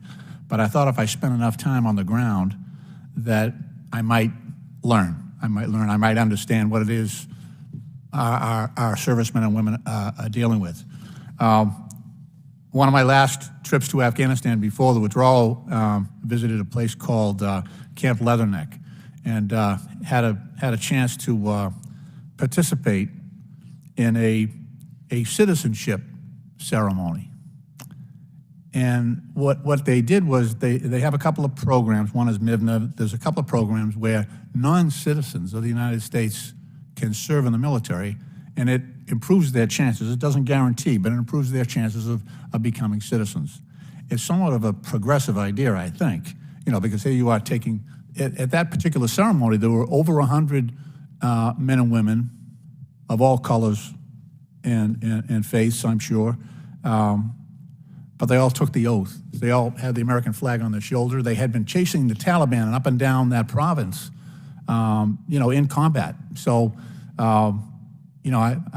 it just struck me, when you think about the quote, Jack Kennedy's quote, ask not what your country can do for you, ask what you can do for your country. It seemed like this group, anyway, this group of young men and women in uniform, they wanted to be U.S. citizens for all the right reasons. And I actually think that, having spent time with a couple of those rifle platoons, that sort of that experience, and some of them, they were in mixed units, so it wasn't just all one group, but a lot of native-born American citizen soldiers serving right beside them. There seemed to be high levels of camaraderie in a really dangerous environment. So they were pretty tight as far as I could see. And General Seiguli, even though that's somewhat of a progressive idea, is that something that you think promotes strength in the military, or is that a progressive idea that you think might deteriorate in the long term, because they were non-citizens up to that point. Immigrants in our military have been one of our great strengths, one of our great superpowers. We spoke over 100 languages in World War I. We have had immigrants fight in every war we've ever had, and it's one of the things that we do better than any other army or military in the world. I hope that we can get more of them in because they serve their nation greatly and become great Americans. Mr. Lohmeier? Thank you. On its face, I don't disagree with that. It doesn't necessarily mean that they'll perform in any given job they're put in. That's true for any American, and Fair it's enough. true of anyone that joins in Yeah. uniform. Yeah. Thank you. Mr. Thibeau? Mr. Lynch, I wholeheartedly accept these brave Americans who have served, coming into the military as immigrants. I would make a distinction between some policies that are suggested to bring illegal immigrants into service, but they are good they're good members of the military because they're good members of the military, not because of the color of their skin or because they're immigrants. Right. I should have added, there is a requirement. I had talked to the officers in charge. There is a requirement that they have sort of a clean bill of health, that they can't, they can't join the military to escape, justice or anything like that. So, but that's all I got, Mr. Chairman. I'll yield back. Thank you. Thank you much. Mr. Sessions? Mr. Chairman, thank you very much. This hearing today is being conducted by the National Security, the Border and Foreign Affairs to examine how progressive ideologies affect military readiness. There was no conclusion that was drawn. We're asking you. And I want to thank each of you for your service to our country. I find all three of you exceptionally well, not only prepared and well read, but able to defend your positions. I, as a boy, am an Eagle Scout and have stayed very active in scouting. And we have a saying that says something like, leave your campsite better than the way you found it. Each of you have served in the military, and I'm a conservative Republican from Texas. You could figure that out by my voice. But we are concerned about the things that we have heard today, including lethality, the number of people who come and go in the military, the reason why this administration has taken the position it has, up to and including one of my nephews who is an Army Ranger, who was not willing to accept the COVID shot because of his age and the medical feedback. Can you please tell me, are we leaving our campsite better than the way we found it? Any of you? Mr. Sessions, what we know in the last 2 years is that every branch of the military except the Marine Corps has missed their recruiting goals by a lot for the first time in the all-volunteer force since Vietnam. There's more and more evidence that it's due to the in-seep of a political crisis, a politicization of the military, and the confidence that that gives every American to join a military that is dedicated to American interests and not partisan objectives. And I think that's an indication that things are, in fact, getting worse. And maybe we still are the best military in the world, but let's not wait until we're not to change things. Well, that's right. That's that leave your campsite better than you found it, sir. Commander? Congressman, General? I'm so proud to serve for 36 years in the Army. I wouldn't have stayed if it hadn't been that way. I have served with armies throughout the world, and it is not even close how much better equipped, better led, better manned, with better political leadership we are than any other army in the world. So I would tell you that over my career, that the Army is in better shape now than it's ever been, and it's because of the people that serve and the leaders that are there. Yes, sir, but that's not the question. The question is, are we leaving our campsite better for the future? If we're not meeting our goals of retention, of having people stay in, if we're having to pay extravagant amounts of money for people to talk them into staying, the question was not about your service. The question is your knowledge of the service. Are we leaving our campsite better than what we found? And Congressman, I would say that in 2022, the Army recruited 45,000. In 2023, it was 55,000. We still have people in the pipeline coming in. So the task force of Army recruiting did a great job of fixing many of those problems, and it looks like it's on the upswing rather than the downswing. Okay, thank you. I did ask for your professional expertise, and you gave me a solid answer. Commander? Thank you, Congressman. I recently read that pilot bonuses in our Air Force are up to $600,000. Me too. And that's more than double what it was when I was flying F-15s 10 years ago. And a question I have is, and I talked to pilots about this, is why is it that they would choose, despite such an increase in the incentive bonus, to leave, go fly with the airlines, separate, either go into retirement or separate early without their retirement? And I've heard responses like, well, we heard the Air Force spokesperson say we'd like to reduce the number of white pilots from 85% to 67.5%. So my question is that not a quota? It would be. Thank you very much, gentlemen. Mr. Chairman, I'd like to add to the record here. Air Force goes on diversity, equity, inclusion, hiring spree. Top pays up to $183,500. I'd like to enter that into the record. I appreciate all three of you for your service. May God be with you, and thank you for keeping us one nation under God.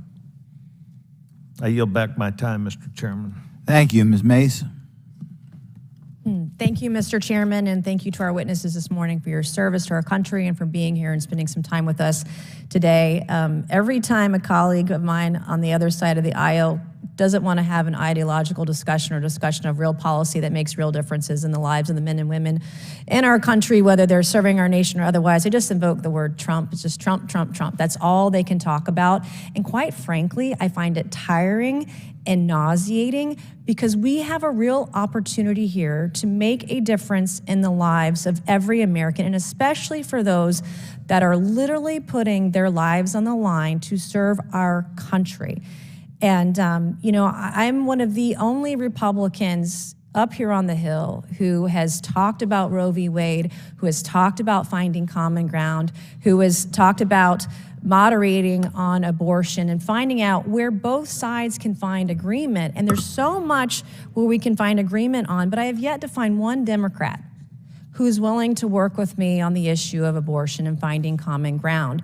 And the minute you ask them what their limits are on abortion, they won't answer the question. They flee the room, they get the heck out of the way because they don't want to answer the question, because the left often has absolutely no limits on abortion. That's a travesty here today too, and shouldn't really be the point of the conversation, because unfortunately, the policies of this administration, the results speak for themselves. Recruiting is down, retention is down, morale is down, while demonizing the military and our veterans is up. And I remember when I was graduating from the Citadel a long time ago, 25 years ago, my own father's concerns about the military. We didn't have the word woke back then, but he saw what was changing. He spent 28 years in the United States Army. He is the most decorated living graduate the Citadel has ever seen in its history.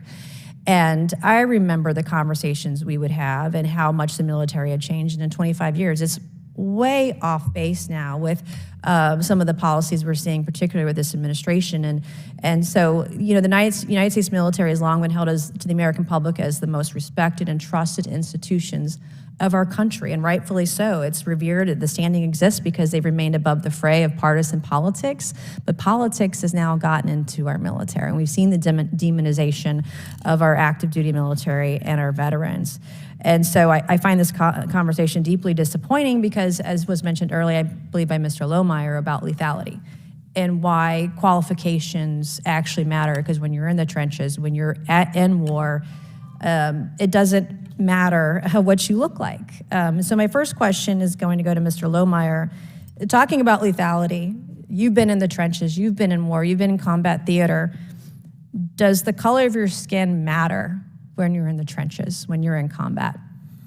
The answer is no, it doesn't matter, and we've sometimes joked in veteran circles that the last thing that our active duty troops currently wearing the uniform say when they're getting deployed downrange to the desert or to Eastern Europe is, geez, I wish I had another diversity, equity, and inclusion training before hitting the road. Does gender matter when you're in war, when you're in combat, when you're in battle?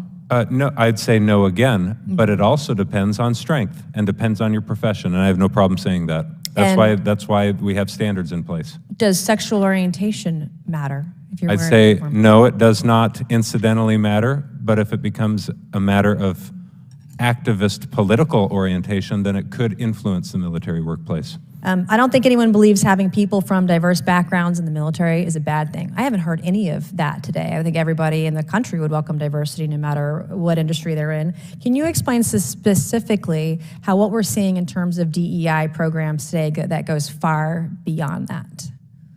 Mr. Lohmeier.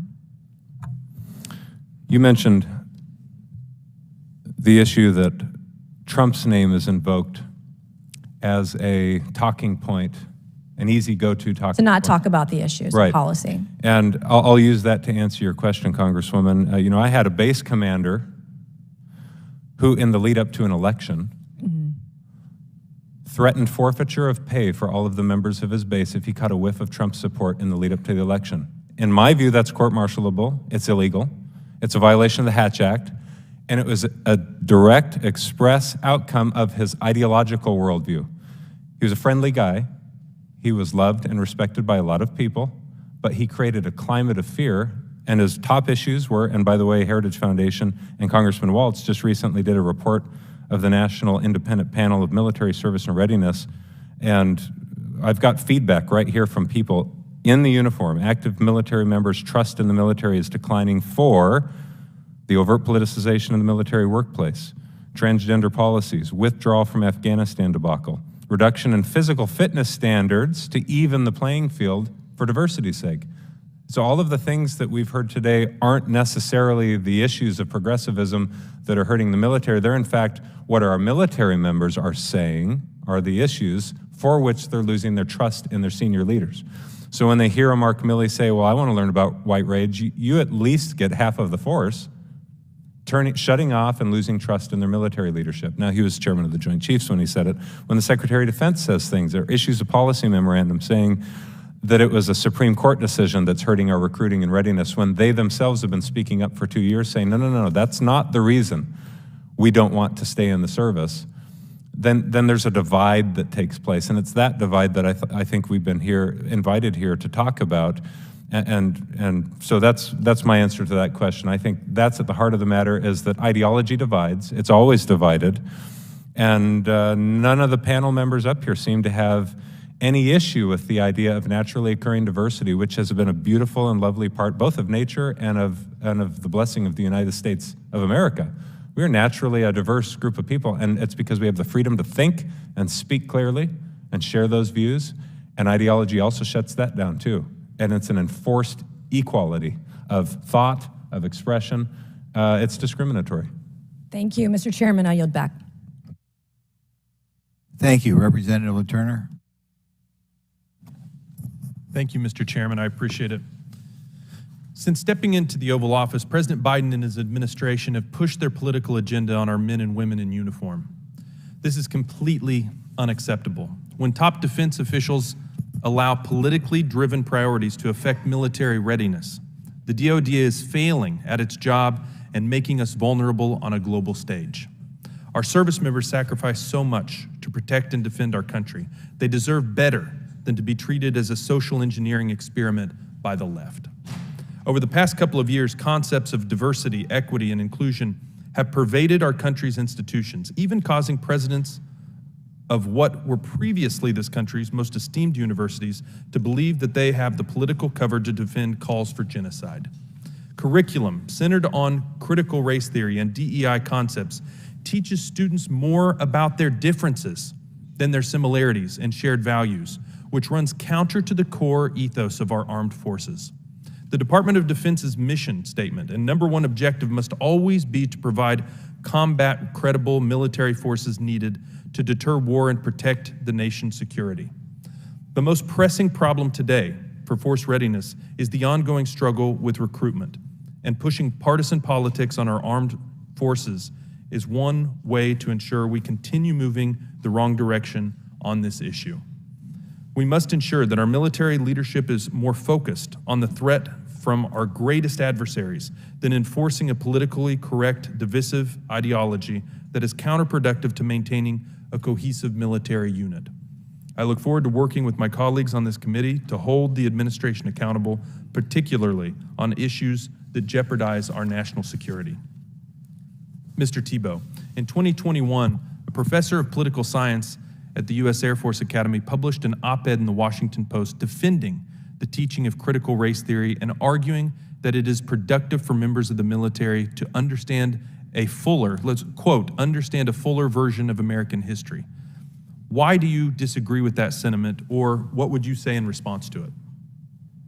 I don't know the specific case, Congressman, but my issue is when training in the military focuses on what someone believes or who they might be because of their assumed background based on the color of their skin, that engenders really complicated and divisive assumptions in a unit that needs to survive based on cohesion. And so if I receive a training that says, oh, you're a white man, and which means you have blind spots on race or sex, that means a soldier or an airman joins a unit with the presumption of distrust already built into their DNA. But I would say, you know, it should not be surprising that the Air Force Academy is teaching that when they decide their admissions classes based on race-based percentiles.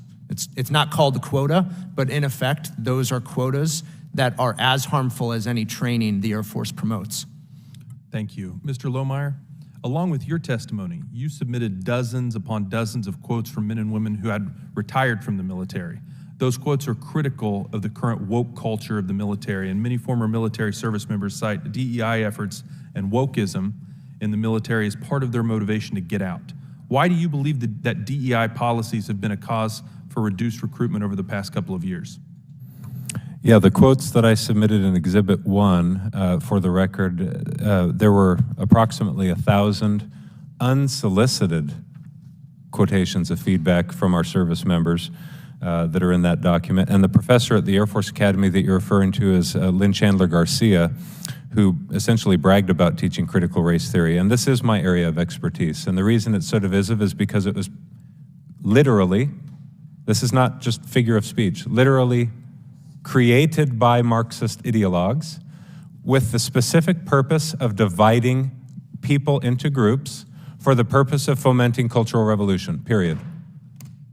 Period, full stop. I'll back that up 100% all day. I studied it for years. I studied at DoD strategy schools. I studied Marxist cultural revolutions around the world, and it looks and smells the same everywhere you go. And so it wasn't surprising to me to see the same base commander who was threatening forfeiture of pay if he caught a whiff of Trump support, that he said, no one will stand in the way of the Black Lives Matter movement at my base. What's interesting and sad about it is that it was okay to show a support ideologically for the movement, but not to criticize the same movement without being accused of political partisanship. And this is how this goes. It's politically partisan if you disagree with the party line. It is not politically partisan if you toe the party line. That's why it's divisive. Thank you for your answer, and I want to thank all three of you for being here and for your service. I yield back, Mr. Chairman. Mr. Fallon. Thank you, Mr. Chairman, and thank you for all the witnesses for taking your time. A veteran myself, and I apologize, Air Force, for 4 years. I found it interesting because when you live something directly, that was 30 years ago. And dare I say now that we're in 2024, Mr. Chairman, almost 35 years ago.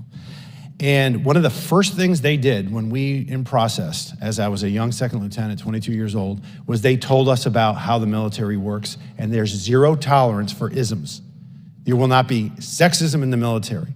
There will not be racism in the military. Now, of course, when you have an organization of, at the time, almost 2 million, you're gonna have your outliers.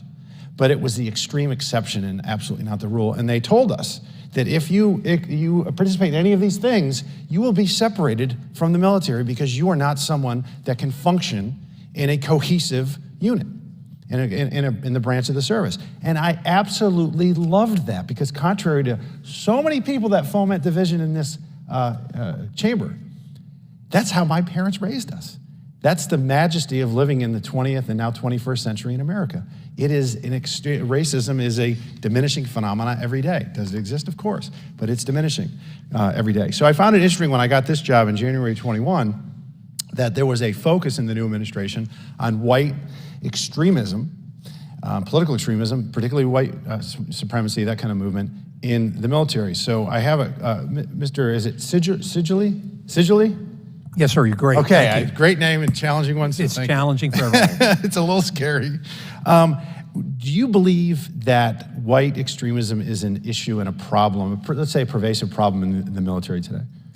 It's been several years since I've been out. I really don't know, Congressman. Okay. Well, this administration clearly did because they had a stand down where the entire military, obviously in stages, stood down to get, I think it was 4 hours of training on the dangers of white extremism. And I found that interesting because then I just like to live in data in the real world. So I asked the different branches of the service, the commanding officers, the 4-star generals, how many people in that last fiscal year were separated due to white extremist activity. And in the United States Army, with at the time 1.1 million active reserve and National Guardsmen, 1.1 million, that number was 9. 9. So not quite 1 in a million, but damn near close. In the United States Marine Corps, reservists and active duty, I think it was 222,000 at the time. That number was 4. 4 out of almost 250,000. And the Navy and Air Force were begrudgingly finally came forward and said, yes, our numbers would be commensurate with those numbers, so single digits. And then when you factor in the man hours lost when you stand down for 4 hours and talk about an issue that's not a pervasive issue, you're talking hundreds of millions of dollars to satisfy a political objective with the United States military. And then, we talk about diversity is our strength and this and that. I think merit's our strength. And I think, as obviously an unabashed conservative, that success, talent, ability, skill comes in all shapes, sizes, and shades. That's what I have seen in my experience. There are geniuses, and their pigmentation is completely immaterial to what's on their mind and their education and their drive and their talent and ability. So merit should be first, because I think that we would agree, we have a great panel here. Colonel Lohmeier, would you agree that the Chinese military is a grave threat to not only this country, but really freedom and liberty in the world? Yes, I agree with that, both as a foreign adversary and also as an information facilitator domestically here in this country. And Mr. Thibeau? Yes, sir. Mr. Seiguli? Yes. Okay, so we're all in agreement. I think most members of Congress would agree. There's 435 in this chamber. Probably get to 433. There's always a couple outliers, as we know. But what I find interesting about that is the Chinese military diverse ethnically? No, because diversity has nothing to do with military strength. It's about merit. And I think that in this country, we are the most diverse major country in the world, and I think that's wonderful and beautiful. And but we need to focus more on merit and the best, because we hear this so much here, these standards of, well, we need diversity, equity, inclusion, and things of that nature, which again, merit, that will all sort itself out. Because if anybody in this room needed life-saving brain surgery tomorrow, you know what your criteria would be? The best. You wouldn't give a rat's ass what nationality this person was, what ethnicity, what gender, what religion, what God they worship, none of it. Who's the best surgeon in the world to preserve my life so I can live it for my family, my kids, and my country? I want to thank the witnesses again. Thank you, Mr. Chairman, for this great topic, and I yield back. Thank you. Good point. Mr. Walz? Thank you, Mr. Chairman. General Seiguli? Whatever you want, Congressman. I'm good. Thank you. Seiguli? Seiguli. All right, start with you. I think you would well know that I was just reviewing Joint Pub 3.0, Joint Operations, a foundation of joint operations in the military, and nowhere in there does it call for diversity of command. It does call for unity of command, and it talks a lot about unit morale and the need for unity within our military units. You testified earlier that you haven't seen Marxism, critical race theory. You don't know where it is in the military or where it is at West Point. Is that accurate characterization? I had not heard of it when I was at West Point, teaching there for 2 decades. I had not heard of it until it became a national issue. When did you leave West Point? I stopped teaching there in 2019. Okay. So you're unaware then that Critical Race Theory 101 is part of the West Point curriculum? According to, and I'd like to enter into the record, I'm not quite letter, sure what, that you're saying that there's a department of critical race theory? No, there is it's part of the syllabus, excuse me. Part of the syllabus for what, Congressman? For one of the classes at West Point. Well, no, I think that that's absolutely true, that for one class, for one elective, it certainly could be. Do you agree with the lecture, Understanding Your Whiteness and White Rage, taught by Dr. Carol Anderson of Emory University, that should be taught at West Point? I'm not familiar with that lecture. The thing essentially, is that, the theme is that white people are enraged, not 100 years ago, not 40 years ago, which you're talking about, the 60s and 70s. Today, white cadets, white people are enraged by black advancement. Well, I think, Congressman, the great thing about education is that you can get a variety of different perspectives. Sure. It's not training, which is what some of my colleagues have talked about. I'm talking about education. You want to hear the broadest representation of every viewpoint. Do you understand? You can hear that. I know this is the very clever approach of the left to conflate history with current day training. So would you agree that critical race theory is a foundation for DEI? No, I would not. I don't know that to be true. DEI, it goes back to equal opportunity. In the early part of the 1970s, it's still just a part of what equal opportunity, I would say. What's the difference in equity and equality? Equal opportunity, which is, so right now, the Director of National Intelligence, how infused this ideology has become across our national security apparatus, the Director of National Intelligence has an Office for Equal Opportunity, which, for the record, I fully agree with. I want every American, race, religion, socioeconomic background, to have an equal opportunity to serve. They also have an Office of DEI, including equity. What's the difference in equity? Well, I would say that when this started as a historian, it started as a Defense Race Relation Institute and then became the Defense Equal Opportunity. What's the difference in equity and equality? Equal opportunity to serve and equity, which is an equal outcome for all. I would again say that the equal opportunity, which at least at West Point, when I was there and started the DEI I'm all for program, equal opportunity. But the equal opportunity program falls under the equity? DEI at West Point. What's equity? I don't know what, Congressman, if You're here as an expert today, the Democratic witness. Diversity, equity, and inclusion is part of there's a DEI office in the Pentagon, a chief there's DEI office. DEI in many of those. You don't know what equity, you can't testify to what equity means? Well, I'll tell you, since you don't know. Thank you, Congressman. It is equal outcomes for all, which is a hallmark of Marxism. DEI is Marxist-based, as is critical race theory, but let's progress, since, apparently the expert doesn't know what equity is in DEI. I have here, I'd like to enter for the record, a class composition with racial goals for West Point. You just testified, you were under oath, you were in the admissions office. I was there, I wasn't in the admissions office, I was on the admissions committee for 1 year, and I know that there were no quotas, is what I said, Congressman. So we're gonna parse over quotas and goals. This is from the superintendent, and here's the goals, and it has African Americans, Hispanics, Asians, women, with percentages. We have red here for when they missed those goals. As I said, Congressman, there are no quotas on when I was on the admissions committee, there were no quotas.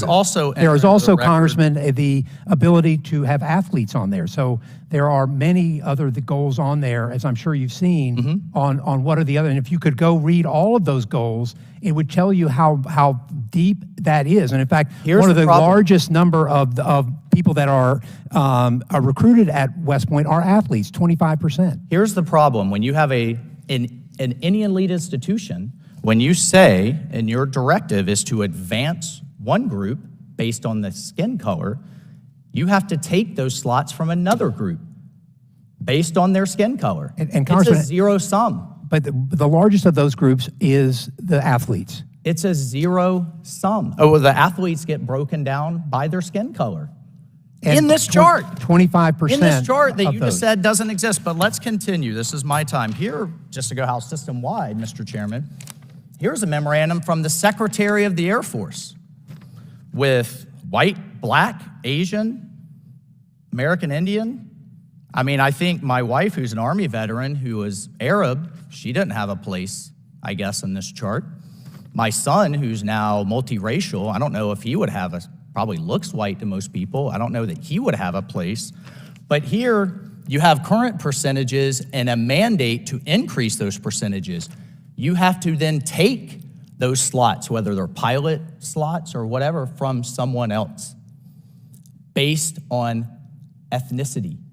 This is signed by the now chairman of the Joint Chiefs, C.Q. Brown, signed by the Secretary of the Air Force with a mandate, with a mandate, you are directed to develop. Mr. Chairman, would you mind yielding?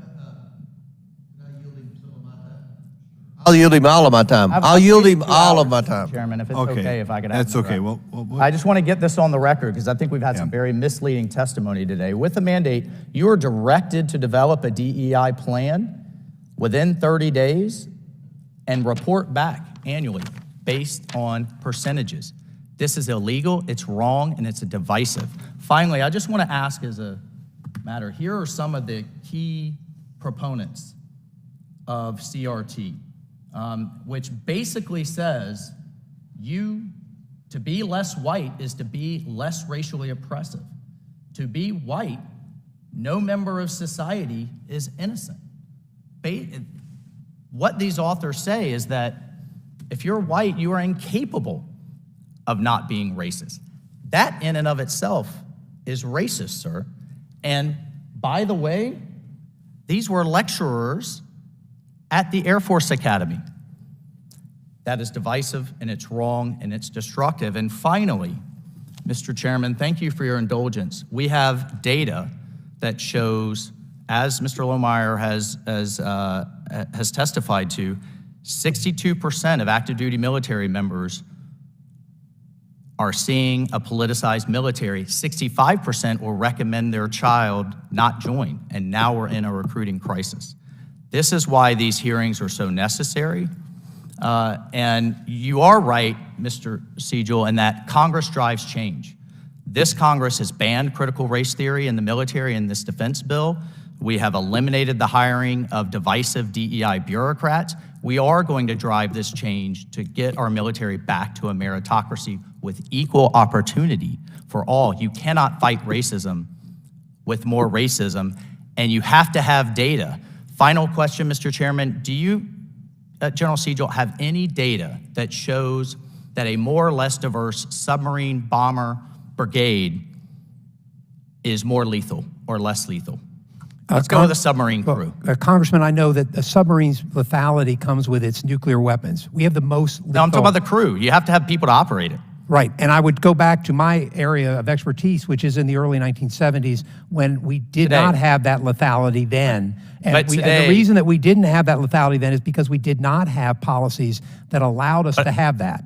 We're now 50 years beyond that. And the reason that we're so good is we've had those policies. Those policies have made us as successful as we are right now. By percentage, a more or less, let's say bomber crew, let's say brigade, whether it's 50% black, 10% black, 30% Jewish, any of these societal factors, data that drives readiness. I would say that the only way we can have an equal force that is ready and able is to recruit that force. And if we can't recruit that force from the entire country and have leadership that reflects that, then we are not going to be a successful military. But we are a successful military in part because some of these policies allow us to recruit and retain the greatest Americans in the country. I'll take that for the record that there is no actual data. Thank you, Mr. Chairman. Okay, thank you much. I guess we have a couple minutes for Mr. Comer left. I have 2 more minutes if you want to go ahead. Thank you, Mr. Chairman. Go ahead. Take it, Mr. Chairman. Go ahead. You're the expert. Go ahead. Let's go with, just for the record, with General Burt here and how politicization is infusing our military. This is General Burt from your service, Mr. Lohmeier, and I'd like you to comment on this, who stated publicly at a forum that she is compelled to consider different candidates who are perhaps less qualified if they disagree with state law. Can you talk about the implications of civilian oversight of the military if we have a 3-star general, active duty, in front of a large crowd, live streamed, talking about sending less qualified people to certain states because of their state laws? And should the military now be able to opine? For example, this is the Pandora's box that is being opened, that if maybe I don't like the Second Amendment laws or the gun restriction laws in a certain location, that I should now be able to self-select with the military to go to a different place?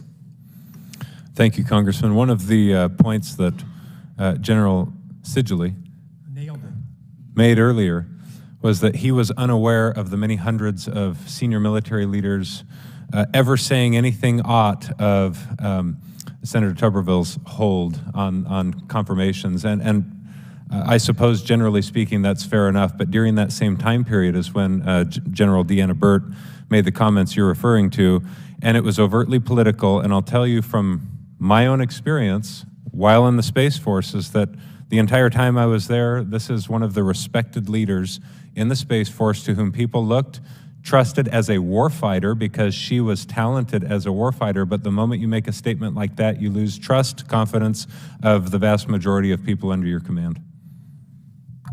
Thank you, Mr. Chairman. Okay, thanks much. Mr. Comer's waived his, or gave all his time to Mr. Waltz, so time has come. Here, we got to first read my official. In closing, we want to thank our witnesses for their testimony. I now yield to Ranking Member Garcia for his closing remarks. Thank you, Mr. Chair. And I want to just end this hearing with some of the comments I made earlier, and just again show I'm just dismayed and disappointed that we are choosing to spend our time this way. I do thank our witnesses, but I think I'm going to do a quick, brief summary of what we've already heard. One, a member chose to use this time to argue that members of right-wing militias should serve in our armed services. That's pretty outrageous. A witness, Mr. Lohmeier, called the slogan Black Lives Matter a monument to Marxism, which is also pretty outrageous. The same witness claimed that he speaks for all service members, and I just want to note for the record, having talked to many service members before my time in Congress and today, I can say with certainty that he does not speak for all service members, particularly on issues of diversity and inclusion.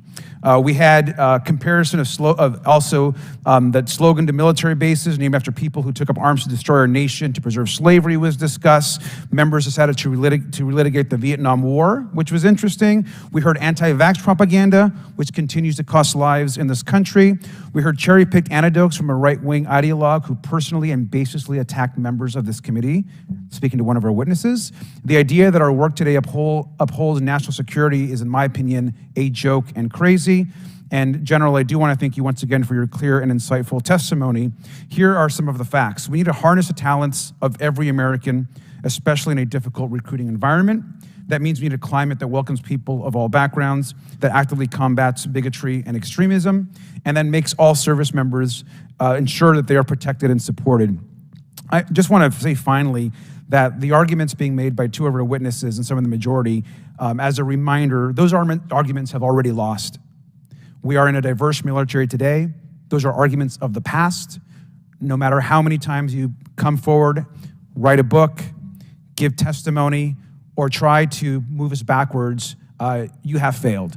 The Army is diverse, our military is diverse, and the United States will continue to be a place that welcomes diversity, inclusion, and that diversity is here to stay. And with that, I yield back. Okay, I'd like to thank everyone for being here for today's committee.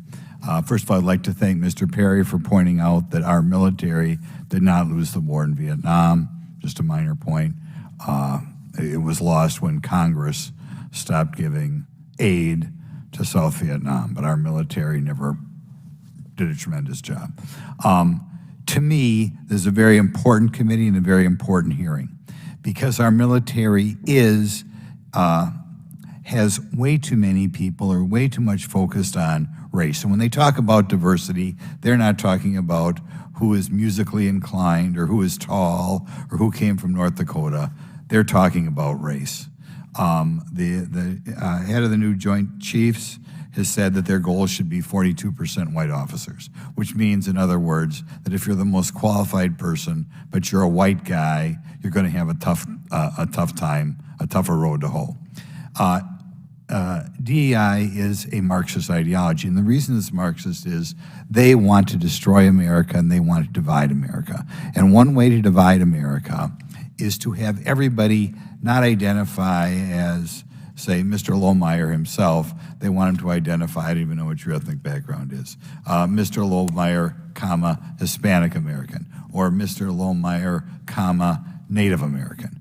And the Marxists realize that once we get that in America, where everybody thinks every election or every promotion is a battle between ethnic groups, we have destroyed America. And that is where we are going. I wish I would have brought up earlier, like I said, that new head of the Joint Chiefs says a goal should be 42% white officers. In other words, she's outright saying that we are going to discriminate against you because you're a white guy. She's outright saying that the person who gets the promotion is not necessarily going to be the best person for the job. And inevitably, it's going to create divisions within the military because it causes people to say, I should be promoted because of my background. Furthermore, this diversity thing, I suppose in some ways diversity is okay, but in other ways, I don't see what it has to do with anything. Okay, if we have two people applying for the Air Force Academy who both grew up in Fond du Lac, Wisconsin, lived on the same block, both played on the football team, both played saxophone in the school band, but one of them has a Hispanic grandfather, well, all of a sudden, in order to increase diversity, that's the guy who's got to be promoted first, with the idea that they have diverse backgrounds or would bring something different to the military because one guy happened to have a grandfather who was born in Mexico 100 years ago is preposterous. But that is the ideology that is being pushed today and will inevitably destroy the military and will inevitably destroy America. So I'd like to thank you three folks for being here. I do not believe that forever, I sure hope Mr. Garcia is not right, forever we're in a position in which we define people by where their great-grandparents come from and believe that if this is not true, but if my grandfather was from Mexico, I don't speak Spanish, I've never been to Mexico in my life, but somehow, therefore, I have a unique viewpoint that I have to be promoted against other people in the military. That's ridiculous, and it's scary, and it's absurd, and I wish more people would say it, and I wish they'd call out people on what exactly they mean by diversity. How because I have an ancestor born in Thailand or something, it makes me a better sergeant. It's just absurd, but that's the ridiculous ideology that's taken over America. Okay, now with that and without objection, all members have 5 legislative days within which to submit materials and additional written questions for the witnesses, which will be forwarded to the witnesses if there are no further business. Without objection, I can't believe that people think it matters where my ancestors come from when we promote somebody. But okay, without objection, the subcommittee stands adjourned. Thank you for all being here. You see that.